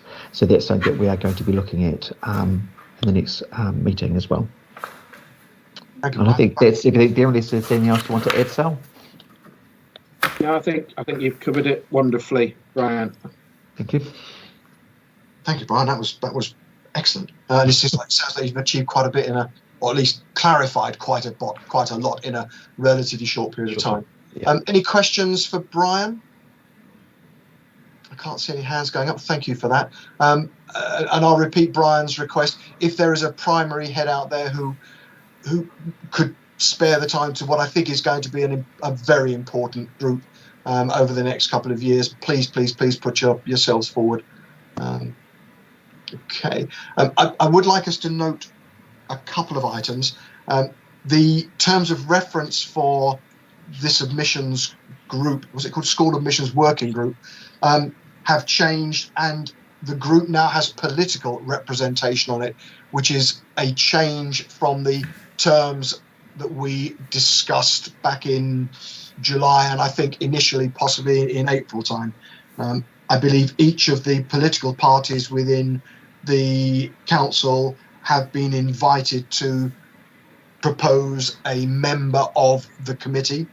And I think it would also be worthy of note that whilst this group has a home within School Forum, it doesn't report to School Forum. So the recommendations that it makes, whilst we as School Forum might be quite interested in them, they, I gather, are direct to the executive of the local authority and are not bypassed or passed through School Forum before they go on there. So we have no say. I'm sure would be very interested parties, but we are not contributing. Sal? Just to say on those 2 points, Paul. One is that there was previous political engagement, but one of the things that we sought to amend as part of the terms of reference review was to ensure that it had cross-party representation, because it's not in itself a particular political group, but we wanted to make sure that it had that cross-party engagement. On the second matter, you're absolutely right that the group doesn't formally report to Schools Forum as part of the constitutional arrangement, but clearly we do want to make sure that we're keeping Schools Forum colleagues up to date with what's going on in relation to school admissions and the working group, but we also want to be able to take feedback and enable colleagues to share their views and influence any decisions that might be taken. But you're quite right to say that the final decision point for school admissions related activity sits within the council. Yeah, thank you. Thank you. Then I'll open it. Are there any other questions or any questions to Brian or Sal, or any comments colleagues would like to make about this new group? If not, and I can't see any hands going up, thank you. Great, Brian, thank you very much. Thank you, Sal, for the progress you're making there. Agenda item 11 is the forward programme. I don't intend spending too much time on that, but I'll work with Luciana on that. But we've added the high needs block funding model as a distinct item to high needs block update to the December meeting, and I'm sure there'll be matters arising that we'll bring up there. Does anybody else have any comments or issues they'd like to put on the 8th December meeting? Paul, if I may, I just would like to ask, where would people like to have the next meeting? Because I'm sat in the council chamber by myself, which is fine. It looks great. But I just perhaps we should have a discussion as to how people want to move forward.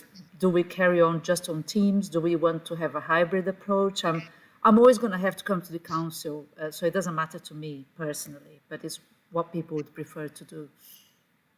Would a hybrid approach be more sensible, Liz? And we don't know. I mean, case numbers keep on rising. We don't know what in December with the flu season and the confusion around guidance. Is it safer just going by a hybrid? That means people have the option of either coming in or coming to Teams the last minute if they feel that they're at risk. Yeah, just to say, this was supposed to be was supposed to be a hybrid meeting, but as it happens, I'm sat by myself. But I'm happy to continue to come here, and if people want to join me, then that's fine. I'll buy you coffee. Come in and buy you coffee and sit down in the council. I had intended to attend, but as you know, I got pinged recently for COVID. Not that I have COVID, but I got pinged for it. Then perhaps would it be fair to say that moving from now to face would be inappropriate? It just doesn't seem to fit at the moment, given where Wokingham and cases are. So we're really talking about, should we drop the hybrid concept and be Teams only for the next meeting? Whether you attend from the council offices or not, Luciana, is effectively the same thing as being Teams. Or do we want to promote a hybrid meeting and suggest that a number of us, officers and perhaps me and others, might try and attend the council meeting? Does anybody have any strong opinions? Nobody's. Rebecca and Shirley. Rebecca? As Lucianne knows, I did actually turn up in the council chamber this morning and was the only one there, and then opted to come home, which is why I was late. I think it needs to be clear because there is a little bit lack of clarity there through no one's fault. It's just one of those things. It says, you know, one place that it's in the council chamber, this says on the meeting schedule council chamber, and then it's a hybrid. So I think for ease, it needs to be one or the other at the moment. That's my personal point of view from experience this morning. Okay, Shirley? I think the Teams has been very valuable. I think we've had good input. Everyone kind of is inputting nicely. And in terms of people's time, not having to travel and find parking and pay for parking, etc. Certainly I wouldn't have been able to, I'd already said I was going to be late. So as a consequence, I've been able to do the whole meeting, and my deputy was able to sit in when I had to step out to my other meeting. So I found this very useful, and I would like to continue on Teams personally. I think it's useful. We've all got used to it. It's worked well. I noticed as well, I think we have a far greater attendance, and whilst colleagues they can dip in and dip out if they have particular local needs, school needs that they need to address. I think that brings a lot of advantages. Are there any other comments? Rebecca, I think that it should have been it is a hybrid meeting. Luciana is sitting in the council chamber. And were it to be a hybrid meeting, albeit I think the council chamber is an awful place to hold a meeting like this. The only thing I will say, Luciana, can you just confirm on this about voting? You know, we're voting for things. So I know, because obviously I sit on borough council and parish council, if we're in a hybrid meeting, those people that are calling in can't vote, and those people in the chamber can. So maybe that needs a little bit of clarification. Yeah, Schools Forum is one of, if not the only public meeting that is permitted to continue virtually only, and people have voting rights. It's an exception to the local government rule. My personal opinion would be that if this currently works, and with the current situation, with the numbers in the school age children of COVID, it would be sensible that it continues as a Teams meeting. But that's my opinion. Okay. I think, given where we are, I think if we agree that, and Luciana, whether you join from the council offices or upstairs, downstairs, it doesn't matter. I would like to propose, unless anybody's got any advanced objections, that the next meeting is a Teams meeting, albeit some colleagues may join from the council offices, and each meeting we'll look at things as they progress. But I have a feeling we are going to retain that Teams approach, if only because the way it helps head teachers in particular and school business managers still achieve a lot in their day and attend these meetings. If there's nobody dissent, Sal, you've got your hand up, but again, it could be a delay on my end.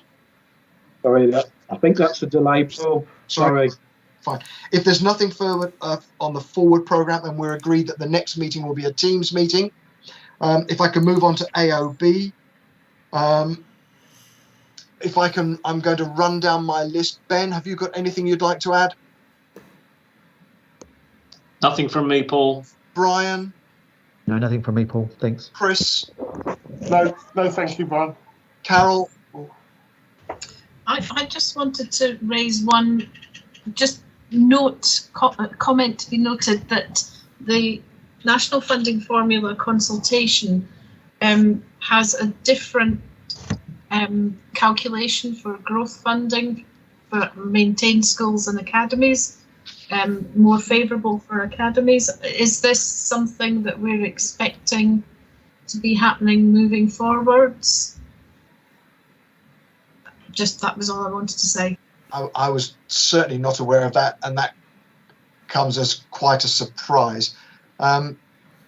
Lynn, Catherine, would you be able to research that for us? And if it's critical in terms of 22, 23, come back to us, but perhaps for the December meeting, come to us with an outline of what those changes are?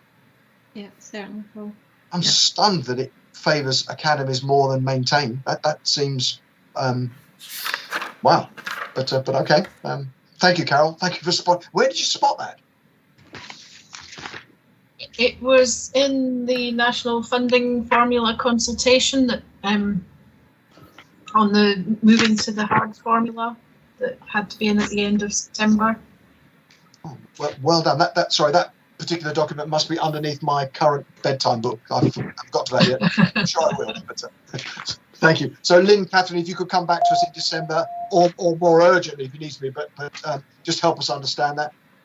Karina, anything from you for any other business? Nothing for me. Thanks, Paul. Hi, Darren. Nothing from me, Paul. Thank you. Thank you. Emma. Nothing from me, Paul. Thank you. Ginny. No, thank you. Hi, Graham. Anything from your end? No, thank you for such a thorough meeting to all. That's all I would say. I'm here as an observer. It's Rebecca that's the representative. Thank you, Graham. Ian, anything from your perspective that we're missing AOB? Ian may have dropped off for the time being. Catherine? Nothing from me, thank you. Liz? No thanks. Luciana? No, thank you. Lynn? Nothing from me, thank you. Ali? Hi, Ali. Nothing from me, thanks. Julia? Nothing from me, thank you. Nothing from me, Paul. Shirley? Got you. Sorry, Shirley, just got you. Okay, nothing from me. Rebecca? Nothing for me, thank you. And Richard? No, nothing from me, thank you. There's a couple of people who've dropped off since the meeting we started, so I'm hoping that they didn't have anything either. And forgive me if I've not gone through, and if everybody is happy, then I shall thank you all for your attendance. Graham, thank you for the comments, and look forward to speaking to you all in early December. Thanks very much, everybody, and good morning to you.